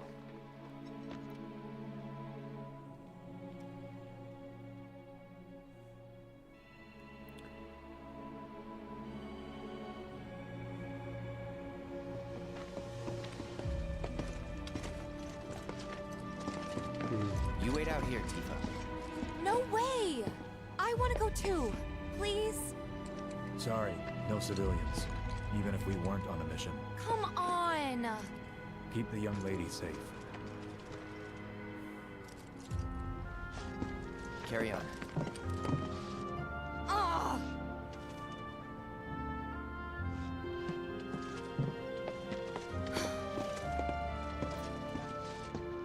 You better keep me safe.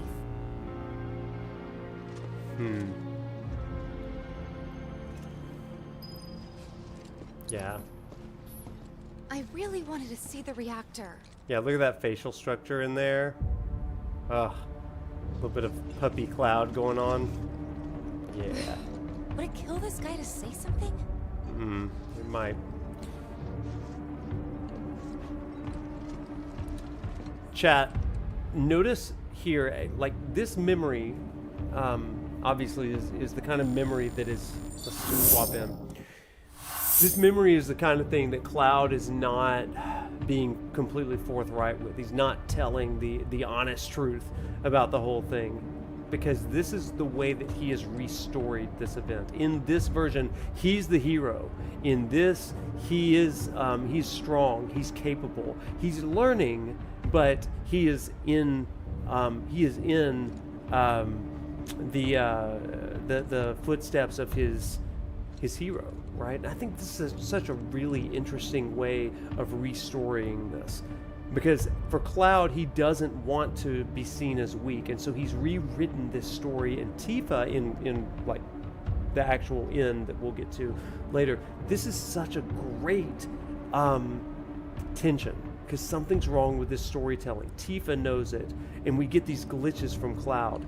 It's just this amazing sort of cope sort of thing, and so many cool subtleties. But it's so detailed, right? The way that he remembers this is so different than what actually happened. Let me tell you a story, chat. In my life, I went years thinking that I was bullied by a kid that I went to elementary and middle school and high school with, thinking for years that I had just been bullied and stuff. I had like memories of him like threatening me and like all this kind of stuff. And I came to find out years later that that one time when I was do you remember Power Wheels, where you have these like little Jeeps and you'd like drive around? I had this Jeep, and I had two neighbor girls riding in the Jeep with me. And this neighbor guy came up to me and he said, "Hey, give me that Jeep, let me ride on that Jeep." And I said no. And he said I could just take it from you. And me with my own Tifa and Aerith sitting shotgun in my Power Wheels, Power Wheels, I got out of the Jeep, and this guy's like a head taller than me, like a foot taller than me. I punched him in the gut and he doubled over, okay? Like, I somehow blocked out this memory for years, because after the fact, he, there was tension, but the way that I remembered it was that he had bullied me, but I was the one that ended up throwing the first punch, and it wasn't until literally my 39th birthday that somebody said, "Do you remember when you threw that punch at that guy and started this entire thing?" And I was like, what? I was the aggressor, not the aggressee. I share that story with you because this is the way, we have a narrative that preserves our sense of self with all the memories. Sometimes, and this is a crazy moment, chat, sometimes we're the unreliable narrator for the story that we're telling, and we don't even realize it.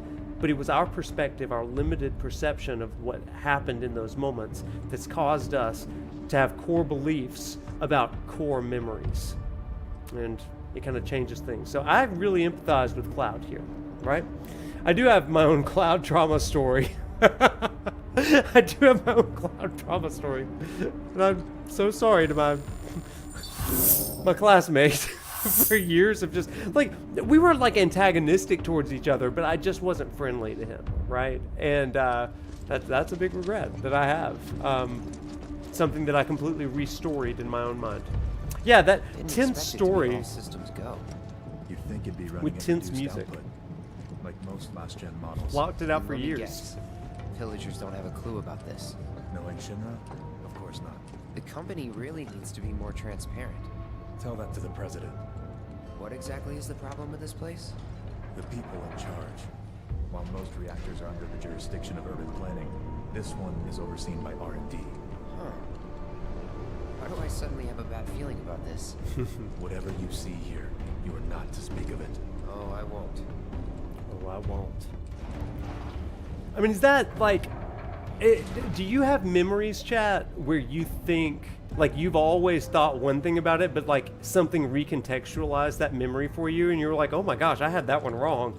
But maybe it was just the limitation of being a child or something like that. You just didn't see what was actually happening. Because I feel like I've got so many memories like that. I feel like that's such a thing. So this is not something that's just made up for fiction, right? We do process and reprocess things just in these fascinating ways of self-preservation. What's up, Easily? How you doing tonight? Welcome in.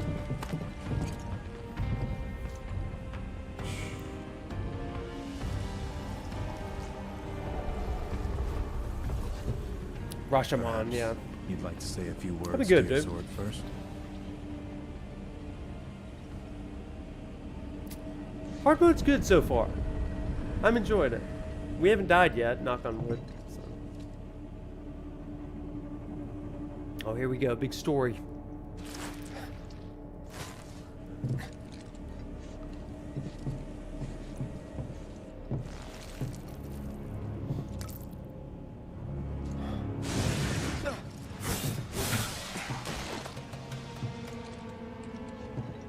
Oh, Joe, Lady of the Rings, I did you are too. really something.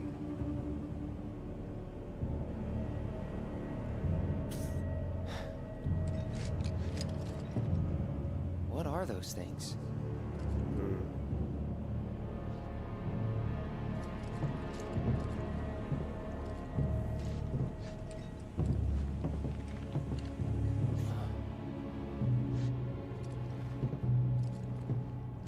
They were bad guys. Genova? Wasn't that...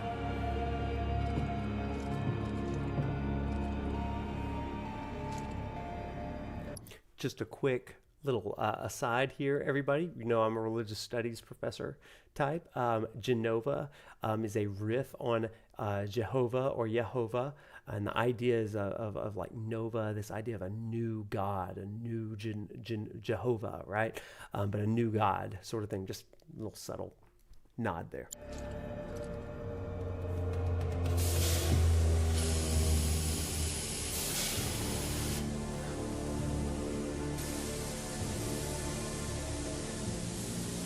The malfunction must be forcing the pods to depressurize. Cloud, go out and shut off the valve.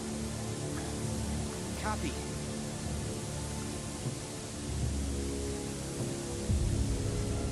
Honestly, I would love to have an intramural team called Genova's Witnesses. I don't think I have anybody that would dare do that for the Alabama intramurals. But like, that'd be amazing. Genova's Witnesses.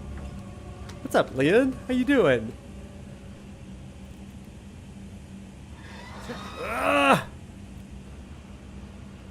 I love this so much. I agree, Hank. Yuffie, one of my least favorite characters in the original game. Oh my gosh. So good. Pardon me, man, but can you hear the cry of the planet?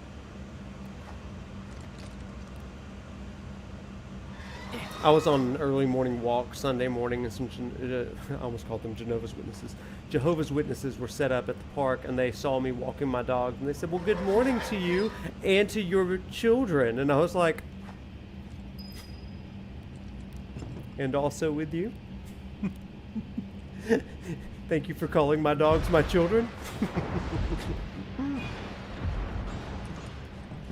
Oh gosh, here we go. Sephiroth's having his meltdown.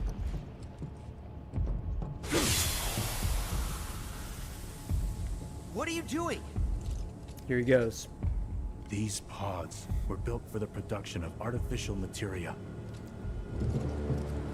But Hojo repurposed them as incubators, cages for animals, infused with Mako, all to birth a new breed of monster.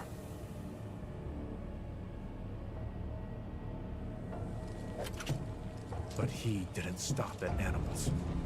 Oh no. There were other subjects. Look.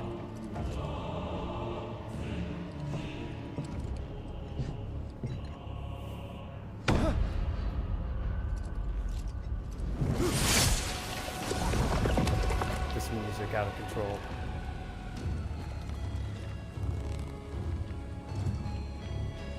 Yeah.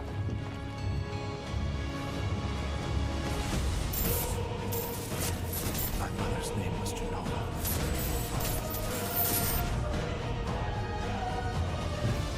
Could it be that I was created the same way? Am I the same as these monsters? Sephiroth. Ever since I was a child, I knew that I was different, that I was special, but not like this. Not like this.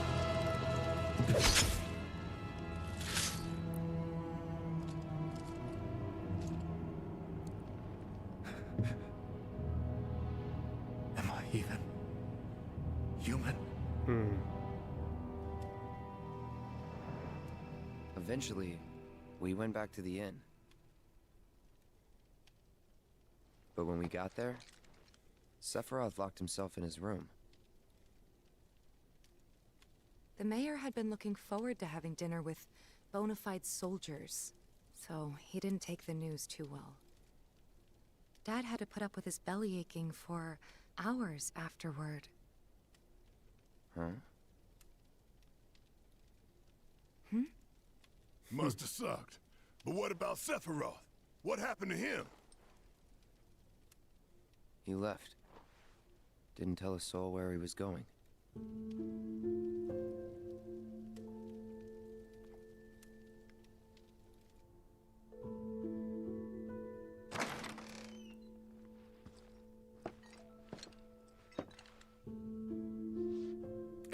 music here is so good.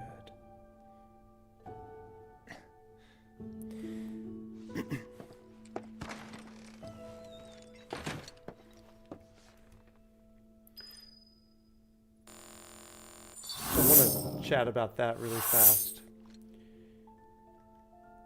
This is how quickly this sort of thing happens. So tonight we're talking about the making of memories and remaking the past. And a lot of times we talk about how can we restory or retell our story in a positive light, but the converse is also true.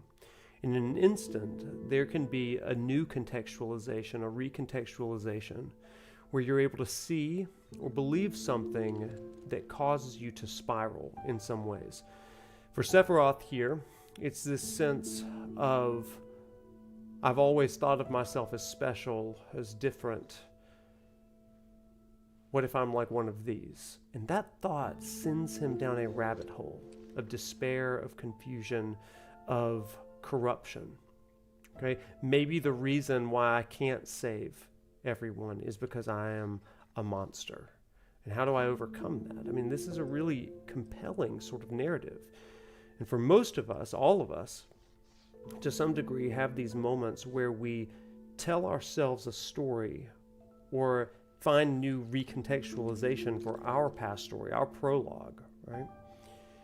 That can make us feel less than or somehow underneath where we might believe we should be. It's things like we didn't get picked for a team, and it might be a question of, am I good enough? I'm not good enough. And then that sort of mental process sends us into a spiral. Core memories are just what they are. But our core beliefs stemming from those core memories can direct us down a path, positive or negative. And this is part of why I think in religious studies we talk about, in so many religious traditions, Judaism, Christianity, Buddhism, really big into this. I've got a video coming out on Buddhism pretty soon.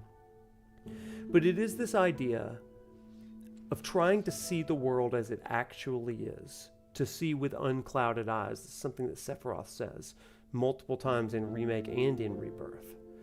To see things for the actuality of what they are without the glaze of maybe negative or positive. But what are those things, and what does that tell me about the world, about myself? Now, in most religious traditions, the idea is, and in fact in the New Testament for Christians, the Apostle Paul, for example, says to take every thought captive. In Buddhism, it is this idea of right thinking and right action and right speech. All of these things help us to start on a trajectory to mitigate suffering. Because suffering does begin kind of with our mindset, creating prisons or even worlds that are illusionary worlds that trap us, imprison us into whatever culminates out of that core belief. Does that make sense, chat? This is why this scene is so important. Sephiroth has recontextualized this core memory, and it sent him down a path. Meanwhile, Cloud has recontextualized this core memory so that he is a hero and not weak. And these two things merge together to create this wild story of Final Fantasy VII. So, I think that one of the messages that we get from Chapter 1 is, what are the core memories that we have recontextualized throughout our lives to set us on a trajectory toward the future? I'll say one more thing because we're going to get there in like Chapter 12, 13, and 14. Defying destiny isn't just about changing what is going to happen, but it's changing your perception of what destiny is, so that you can live into a preferred future, regardless of the core memories that are being made. Your core beliefs begin to create a brand new pathway forward. Does that make sense, everybody? This is some deeply philosophical, heady stuff, but it's got its roots in Buddhism. It's got its roots in some Christianity, some philosophy, Carl Jung. But it's all about this mentality, because in your mind, you're creating worlds. So let's keep going.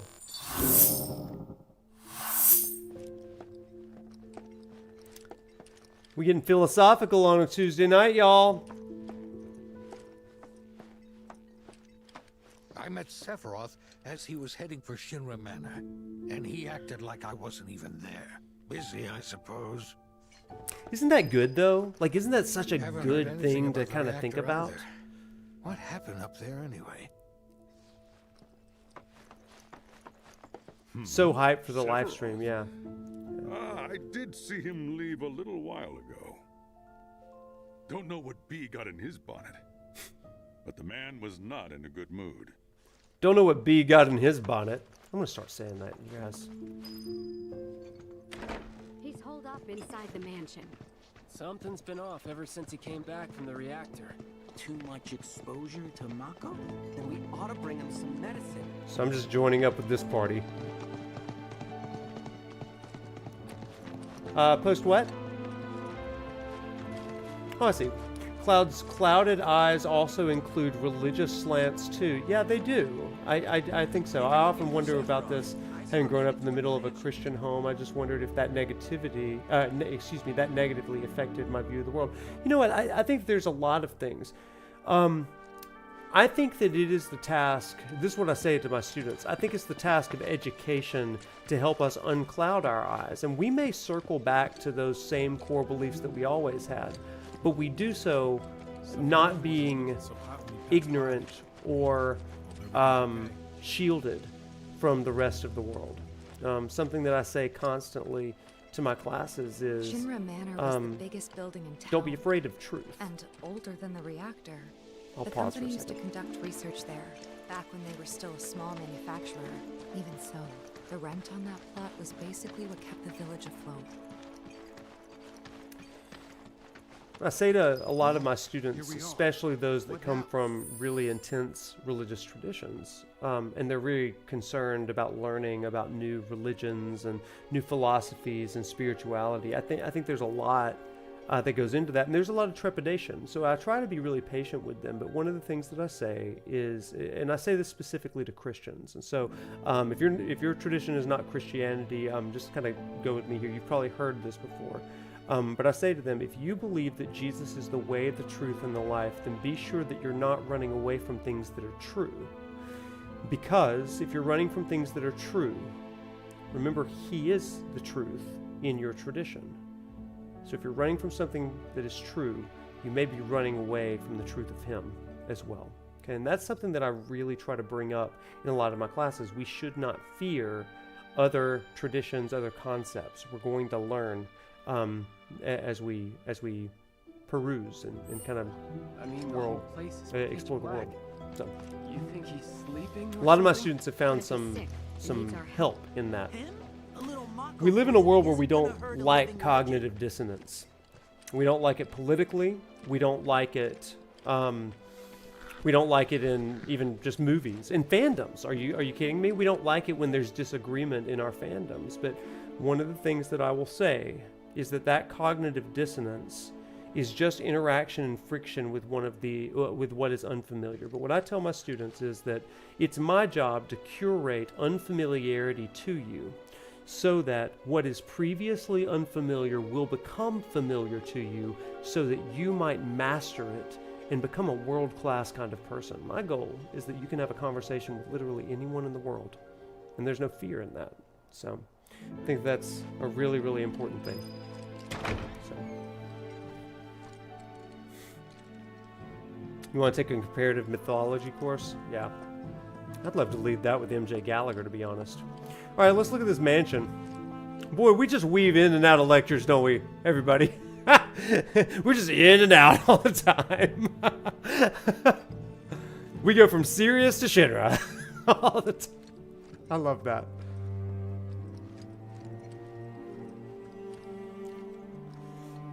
This is, it's a cute fruit up there, but it kind of reminds me of Yoshi fruits. From Super Nintendo. That's a very ominous Yoshi fruit. So Yoshi exists in the Final Fantasy VII world, confirmed. Took a look around the place, but Sephiroth was nowhere to be seen.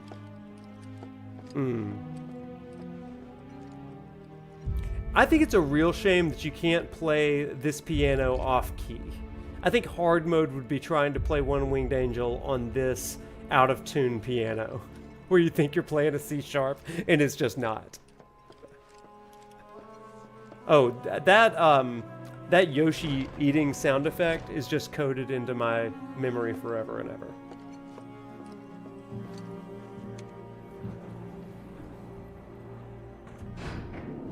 Knowing when to speak and when to be silent. That's so good, Smith. I love that. Sometimes how you present the truth or the other person's capacity to accept it offers no advantage at the time. Isn't that the truth? What a good statement. Cruel and unusual punishment. How they massacred your boy, the mansion. Oh man, I do love this. I do love this mansion. It is different. Had a basement. It was news to me too. Doubt anyone in the village had a clue. God, this is so good. Love the drawings up here. I just wish that there were things like Genesis was here graffiti. This elevator, my nemesis. You just like that spiral staircase that goes down some. I know you.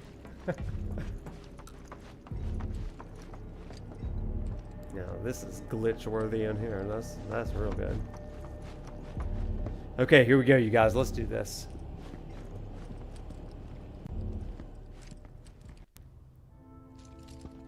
Excavated from a 2,000-year-old rock layer, a life form in stasis. Yeah. Professor Gast named this life form Genova. MEGL 77-1977. Genova. Verified as an ancient. MEGL 9/13/1977. Genova project approved. Is that right, Empress? So, they named the life form Genova. And once they understood what she was, they grew ambitious. Hey, Sephiroth. What you got there? Leave me be. Throw all the boxes at Sephiroth.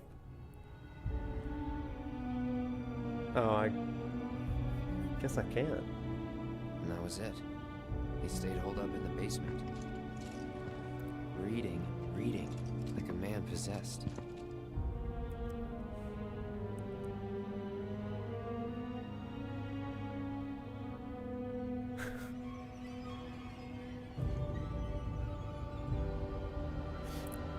This is that part of cognitive dissonance of wrestling, right? Trying to figure out what is the truth, what's fact and what's fiction. This is Sephiroth's story too. You know, that title crawl. Genova. Or trailer crawl. A locked reactor door. The name of Sephiroth's mother. And ancients.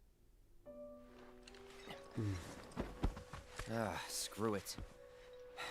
Racking my brain's not gonna get me anywhere. May as well just ask the guy.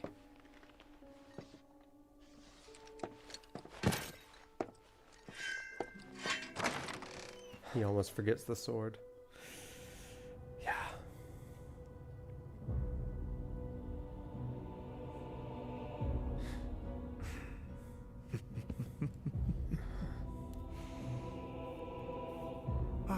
Cloud. I've come across the most fascinating passage. Guys. The specimen found in strata dating back 2,000 years smiled with what could only be described as ethereal grace.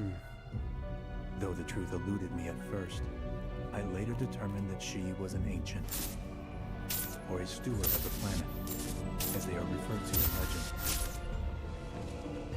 She needed a name, and so I dubbed her Genova. The Genova project was approved soon after. A bold initiative to resurrect the long-dead ancients. Greg, yeah. An initiative that resulted in my conception. Or rather, my creation. The crowning glory of Professor Gast's wondrous experiment. Chat, do you see how he's restored his entire existence?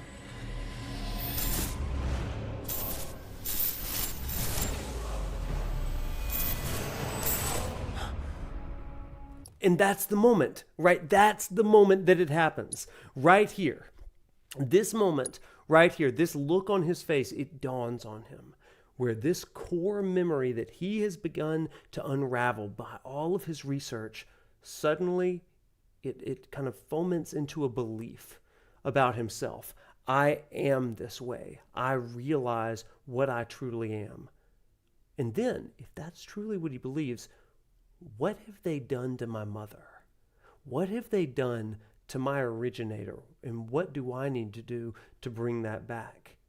If I truly am all-powerful, like if I do have these special powers and I'm connected to the true ruler of this planet, Genova, this new god, right, from a religious standpoint, religious studies standpoint, what is my obligation? And the obligation is that I have got to send everyone back into death to receive this true gift of the goddess, right? Somehow, Sephiroth begins not just a revenge tour, but a reunion tour where everyone will return and reunite to the world and maybe be rejoined and reunited with not just the live stream, but with Genova. And this is where his mind breaks. Okay? I point this out because this is such an amazing moment. Because here is where we see the hero truly fall.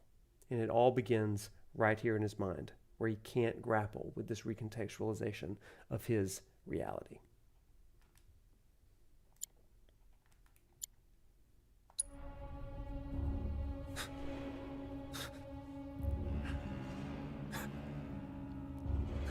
Watch the cinematography here.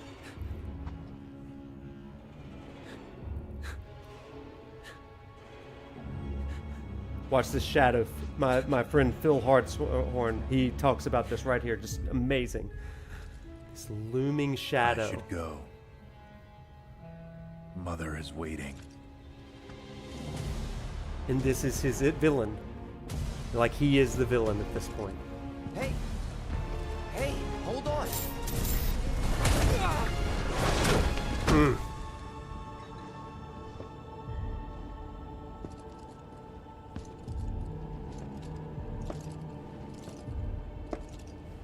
Haunting, right?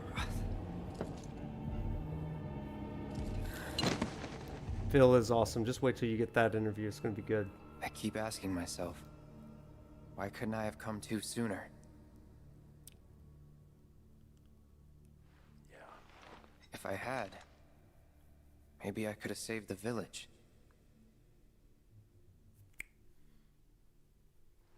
Or tried, at least.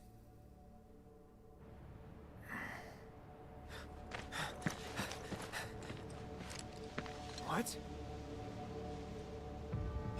This is such an interesting merging of worlds here because Cloud, who has preserved his strength by casting his story onto Zack, right, still finds himself weak in a moment of weakness and unable to do what he needs to do to protect things. So it is grounded in reality here, but the way that he interprets it and recontextualizes it for himself, it's just... It's self-preservation in a lot of ways. In every way, what am I saying? You! Get in there! The villagers need your help! Thank you, Zangan.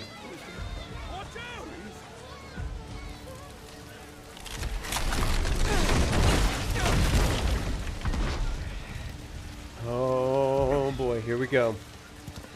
Regret and survivor's guilt for real, Hank. For real.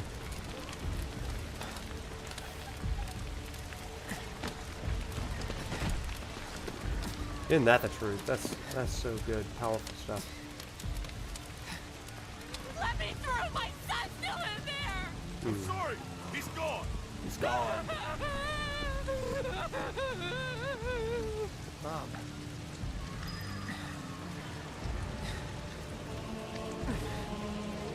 Is it true?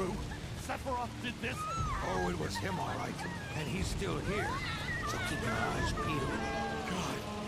Get your head straight. I need you to secure the way out. Now! Yes, sir. Oh, they just knocked me out of the way.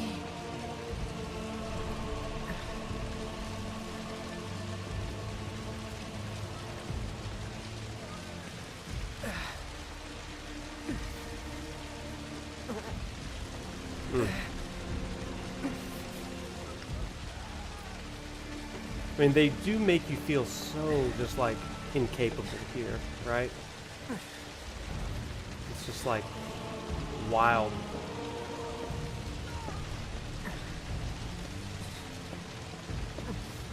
There he is. I was going to every door but the right way.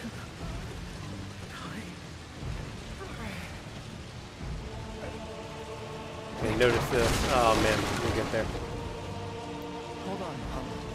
Trying to get to his own house. Oh my gosh. I love it. All the fire.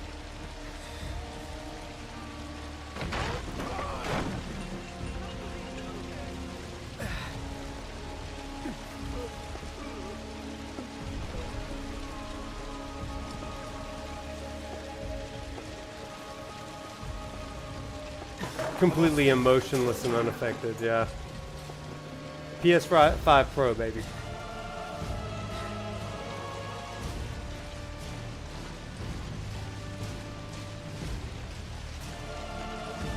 God, the music in this scene is just so...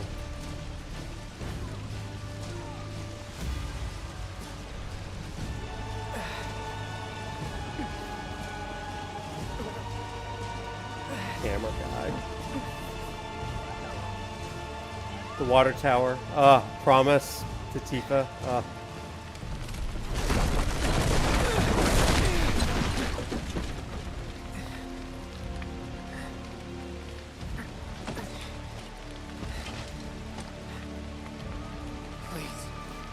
Please be okay. Here it is, you guys. This is so good. So, security officer reaching out. Here you hear it. I mean, this is that exact moment, right? You've got Cloud and you've got the security officer, and we know that that security officer is Cloud. In fact, in the flashback and part 2, or excuse me, chapter 2 of Remake, we get the vantage point of that officer looking at the stuff. So I mean, this is a memory that Cloud has. He's just in the wrong body, right?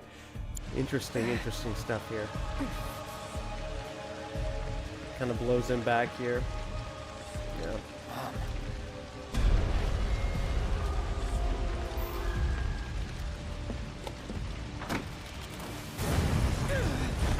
And here you go, right here. Notice the glitching, just so good. Well done. Well done. Run away. You have to leave. You have to live. Ah.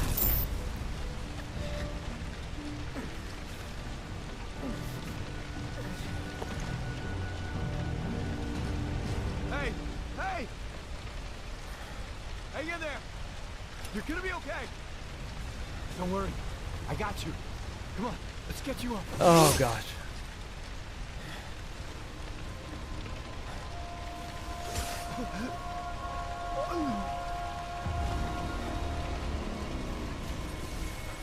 Yeah, it is.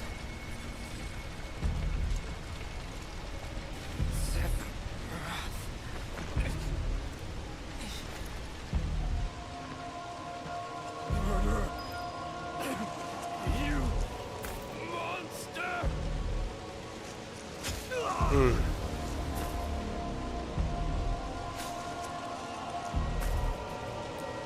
I mean, again, feeling completely justified now that he's discovered this about himself. Just like changes his entire demeanor.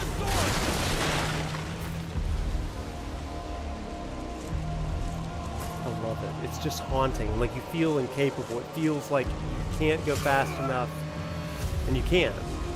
Some people get upset about this pacing. Not me. I just...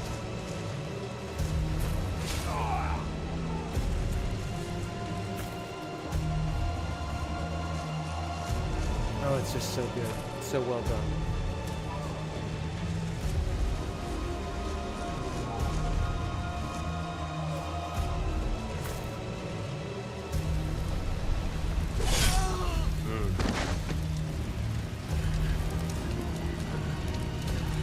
He did not, so.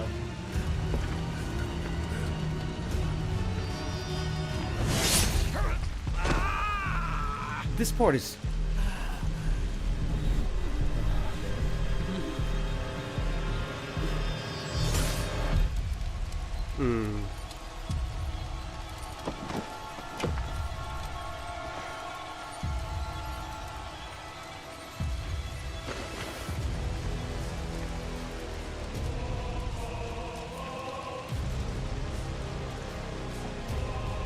The worst thing you can do to the city known for hats. I'm coming. Not the hat.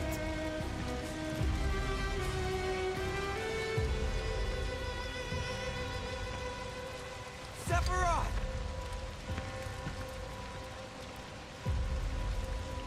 The mayor was the best. Yeah, Greg.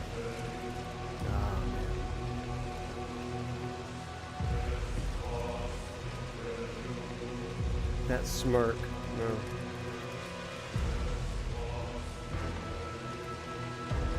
Oh yeah, Nier, great. It was, Greg.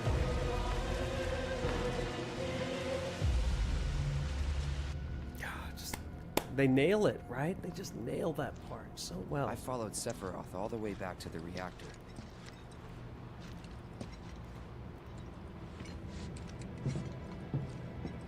Dad and I had gone there to hide. Save the one.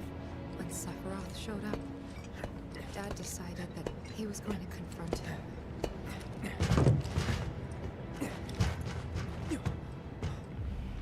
Dad. It was Sephiroth, wasn't it? He did this, didn't he? Sephiroth. Soldiers. Mako. Shinra. I'm sick of this. I'm sick of all of this! Yeah.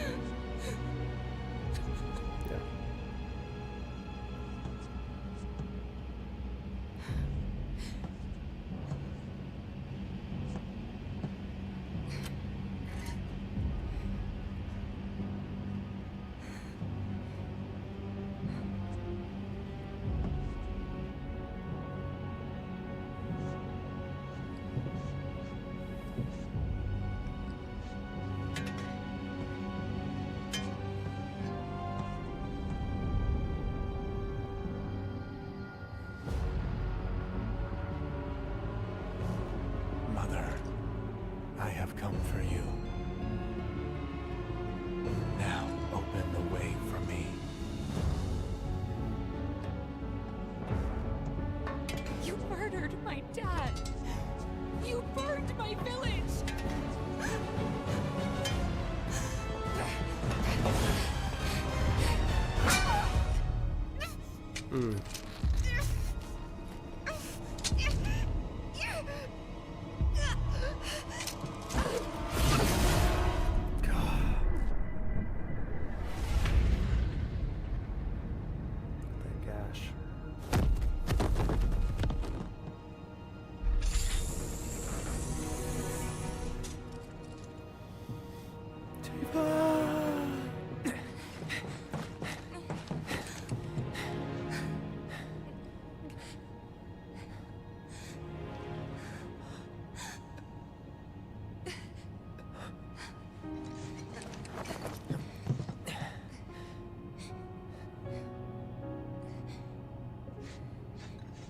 Promised you'd save me if I was ever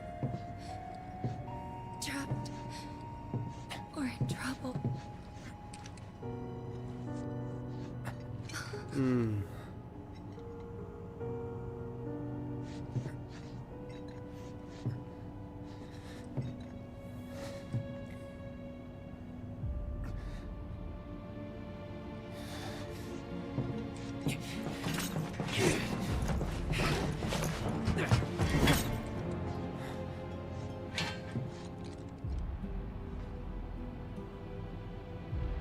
I am, your son.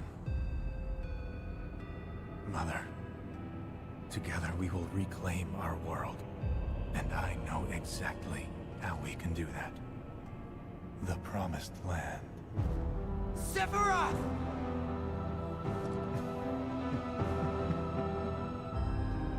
Mother, they have come again. The ones who robbed you of the planet. Your planet. But there's no need to be sad, Mother. Because I'm here for you.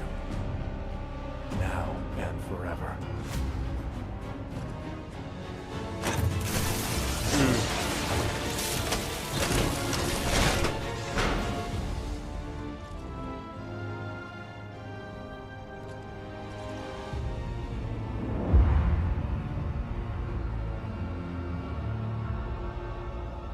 You killed my mom. You killed Tifa. My village. My home.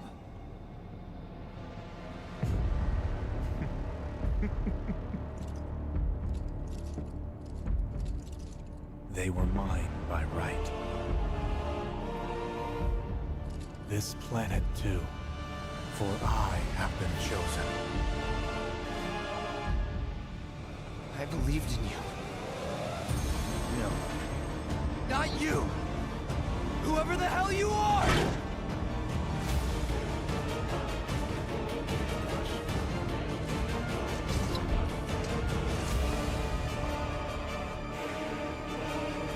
God, the framing here.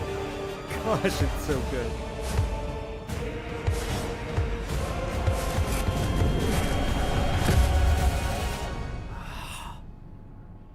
Gosh, it's good.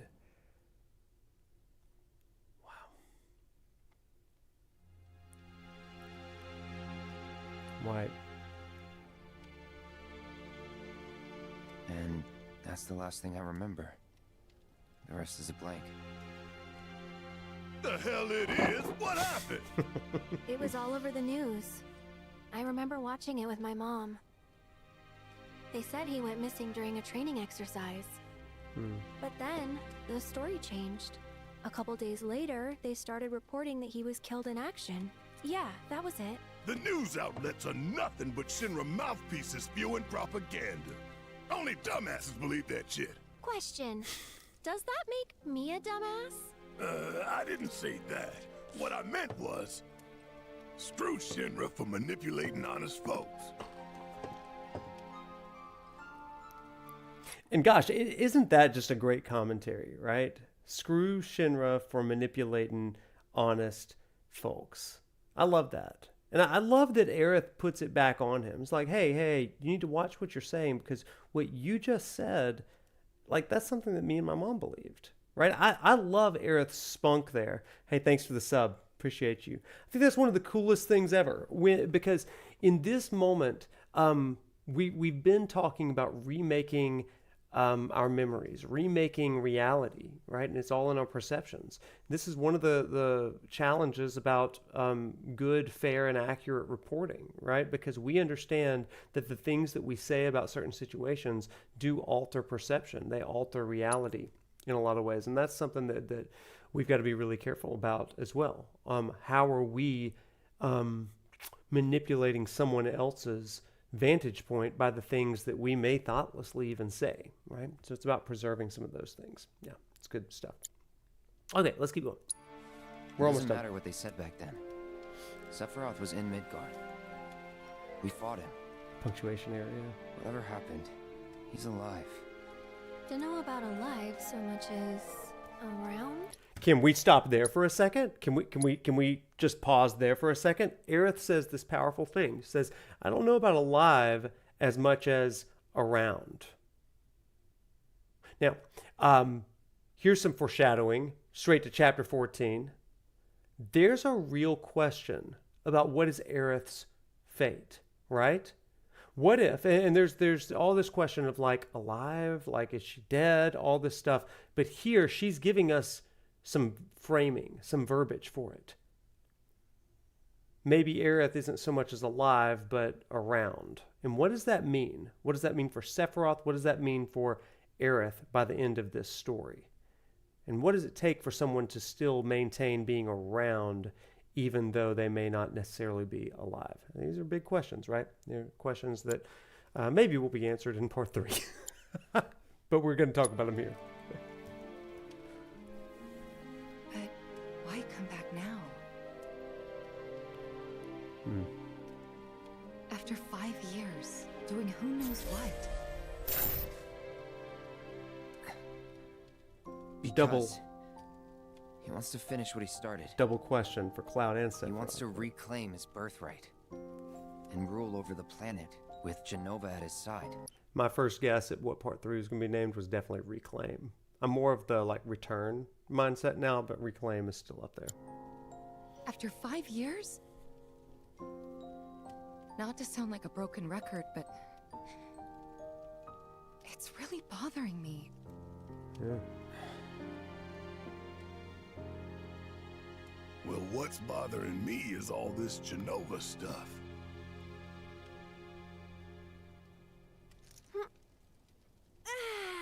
Stretch break. Excuse me. I agree, Sub. Guess the travel or something really did a number on my back. Feels as stiff as a board. Let me take a look. Wow. You weren't kidding, were you? Let's get you back to the room. Thanks for the alert, Dragoon. Yeah, let's just call it a night. Same, buddy. No amount of guesswork will get us any closer to the truth. So how about we give our heads a rest?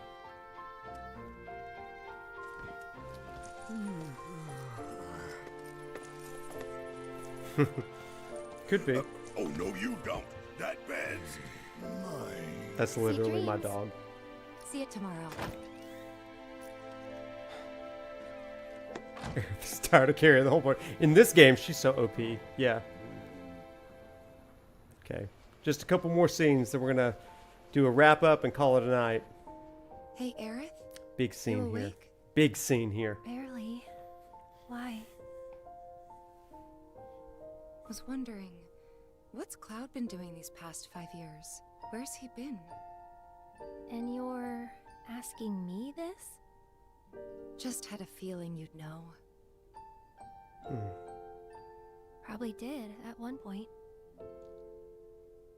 All that stuff was taken from me, though.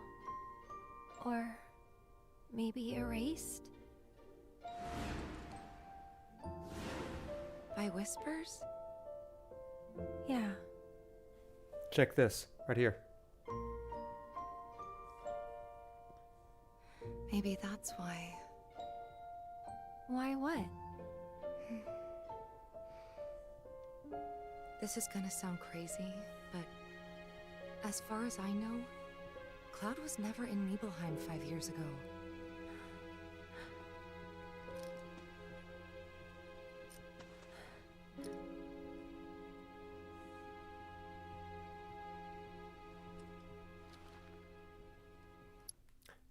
We got to talk about that, chat. This is a huge lore drop. Okay, one of my biggest confusions and concerns with the original game's telling of the Final Fantasy VII story was that Tifa freaking knows. Okay, Tifa knows the truth of what happened back in Nibelheim. She knows that he wasn't there. She knows that Cloud did not, he was not in that role. She knows it was Zack the whole time. So why didn't she say anything? And in the original game, it was always ... What's Tifa thinking? Why isn't she speaking up? Is she just like shy? Not whatever. And she does kind of say, well, I was keeping an eye on you. But here, this is such a smart way of doing it. She asks Aerith, what was he doing 5 years ago? And she's like, well, maybe I did know at some point, but when the whispers touched me, they took away all those memories. And so Tifa begins to think for herself, Okay, well, the whispers also touched me. Maybe they took away my memories too. So she's beginning to reckon with, like, what am I misremembering? And what if the whispers may be done to me? So that's why she says, so that's why. I think that's one of the coolest explanations, because it's rooted in Aerith has lost this, but now Tifa's doubting her own memories because Aerith has lost her memories as well. Isn't that cool, Chad? I think this is such a cool way of doing this. And it leads her to say, okay, like, I've got to uncover the truth too, because there is this thing, Genova, there's these whispers. I don't know what's happening, but I know that something wonky is going on with my perception of my own history, my reality, my memories. And wisely, Tifa kind of keeps quiet, because in moments of clarity or lack of clarity, she doesn't want to overstep. And I love that. I love that. Really, really good stuff. I think this is a great way of telling Tifa's story in a way that kind of made me a little frustrated. She doesn't stay fully quiet, but this gives reason for why she is not fully telling all of the truth, right? Because she's like, well, what am I misremembering? Maybe Cloud was there, but he didn't save me, right? So we'll get to this next part. I think it is pretty interesting. It's also them building rapport. Yeah, you're right. Whew, so good.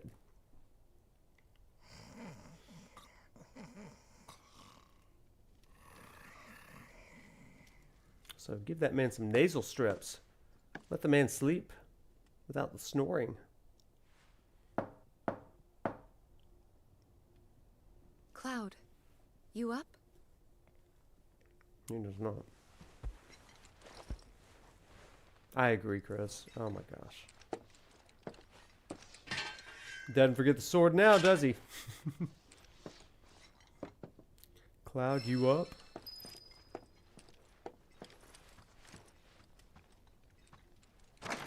They are Sorry. besties. Did I wake you? Nope. What's going on? Oh, it's nothing, really. There's just something I need to ask you.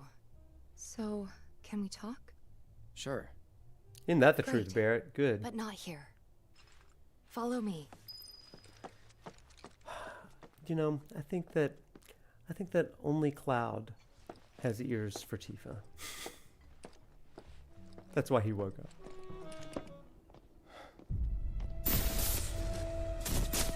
Good timing. You know that I killed her. So, who is she? Or rather, what is she?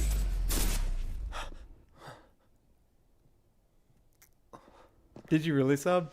That's awesome. Such a great thing. Hey, let's do something that no one ever should do. Let's go downstairs and talk to our boy Broden. Pardon me, sir, but you don't look very well. An old war wound acting up, perhaps? If so, I can certainly empathize. I myself fought for the company once upon a time, and my body's never let me forget it. It's been a good many years since I served, but still feels like yesterday. Just an interesting little side thing with Broden down here. I love that.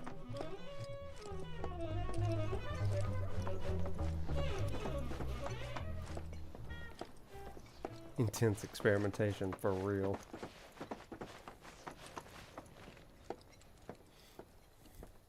I love that jazz guy too. Do you think Midgar's over there? It's 3 in the morning. Anyway. There's something I need to ask you too. This dynamic is so good. Shoot. That night, 5 years ago, at the reactor, I saw you lying there. Saw your wound and all the blood. I figured it was too late. Yeah?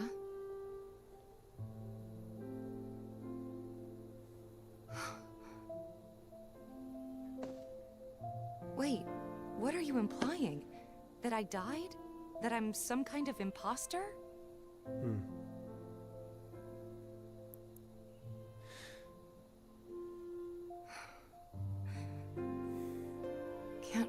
I'm having this conversation with you, but here we are. Here, look. My scar. That proof enough? After you left, Zangan found me. He's the one who brought me to the clinic. He risked his life carrying me out of the reactor and down the river. Wasn't just him though. There's the doctor who operated on me all night and the nurses who looked after me for days on end. I'm here now because they were there for me then. And where were you again? Good job, Tifa. In fact, where have you been this whole time? For 5 years. That's right. You know I can't tell you that. Of course you can't.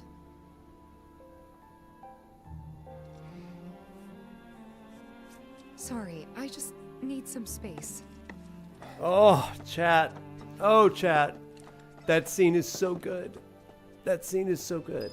Oh my gosh, I can't even. It's so good.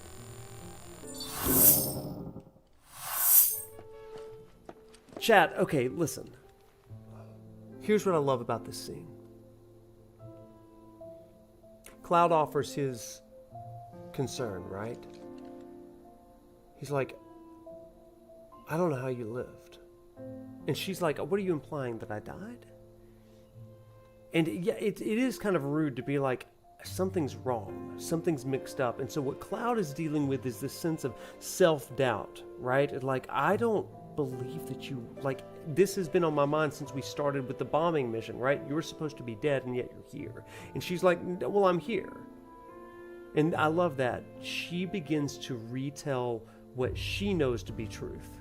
She begins to retell her core memories, her core beliefs, even though she is struggling with that herself. It's like, there's things about this that I just don't remember right. Like, how does he know all of this stuff? And yet, here's this. And so from her purview, he has no reason to know these things because he wasn't there. He knows these things, something wonky is going on. And so she does the one thing that she can do. She shows tangible proof. Here's my scar. Is this enough proof for you? And Cloud doesn't know what to do with that.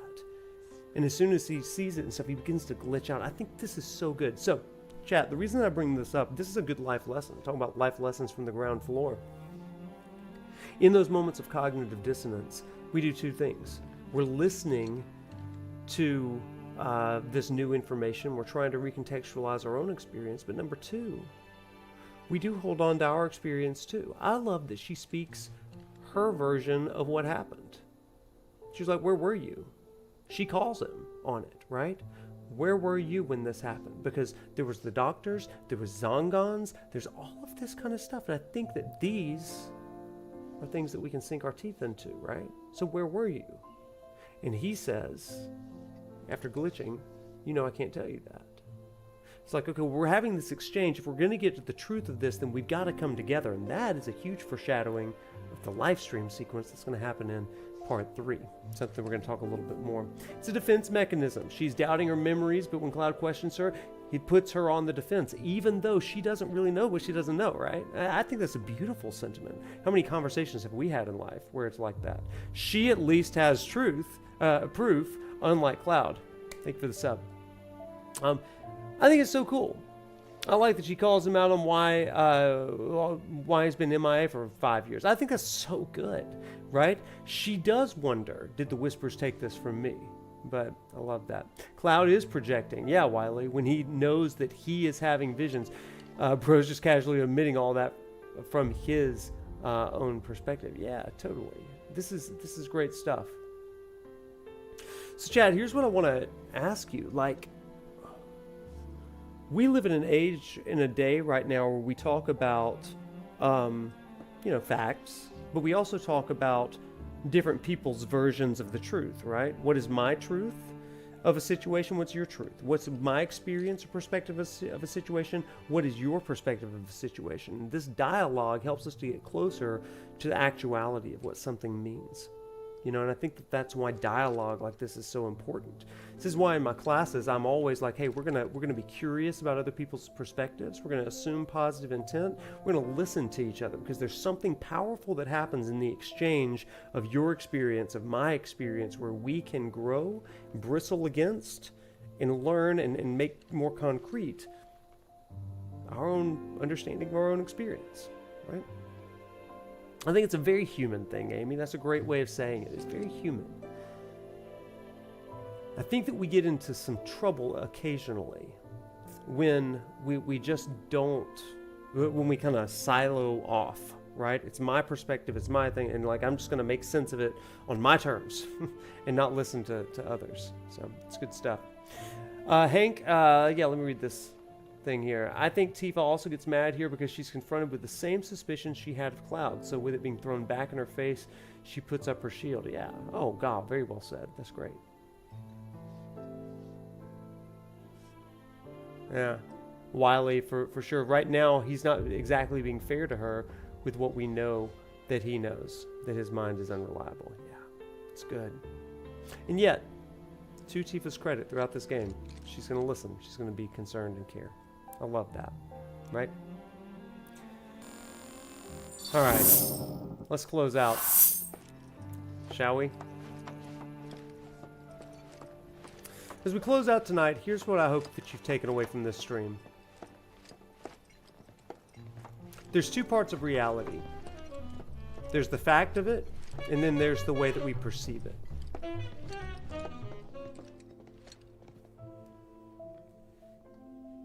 I thought we could just pick up where we left off, like nothing had changed. But I guess I was wrong.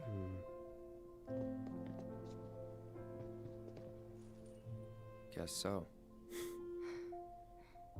I was so happy to see you again, but maybe I shouldn't have been.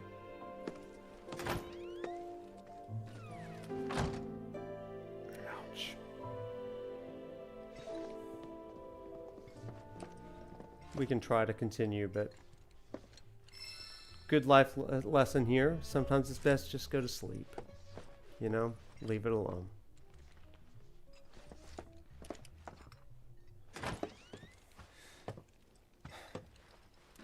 You two fight? No. No. We have enough problems as it is. Copy?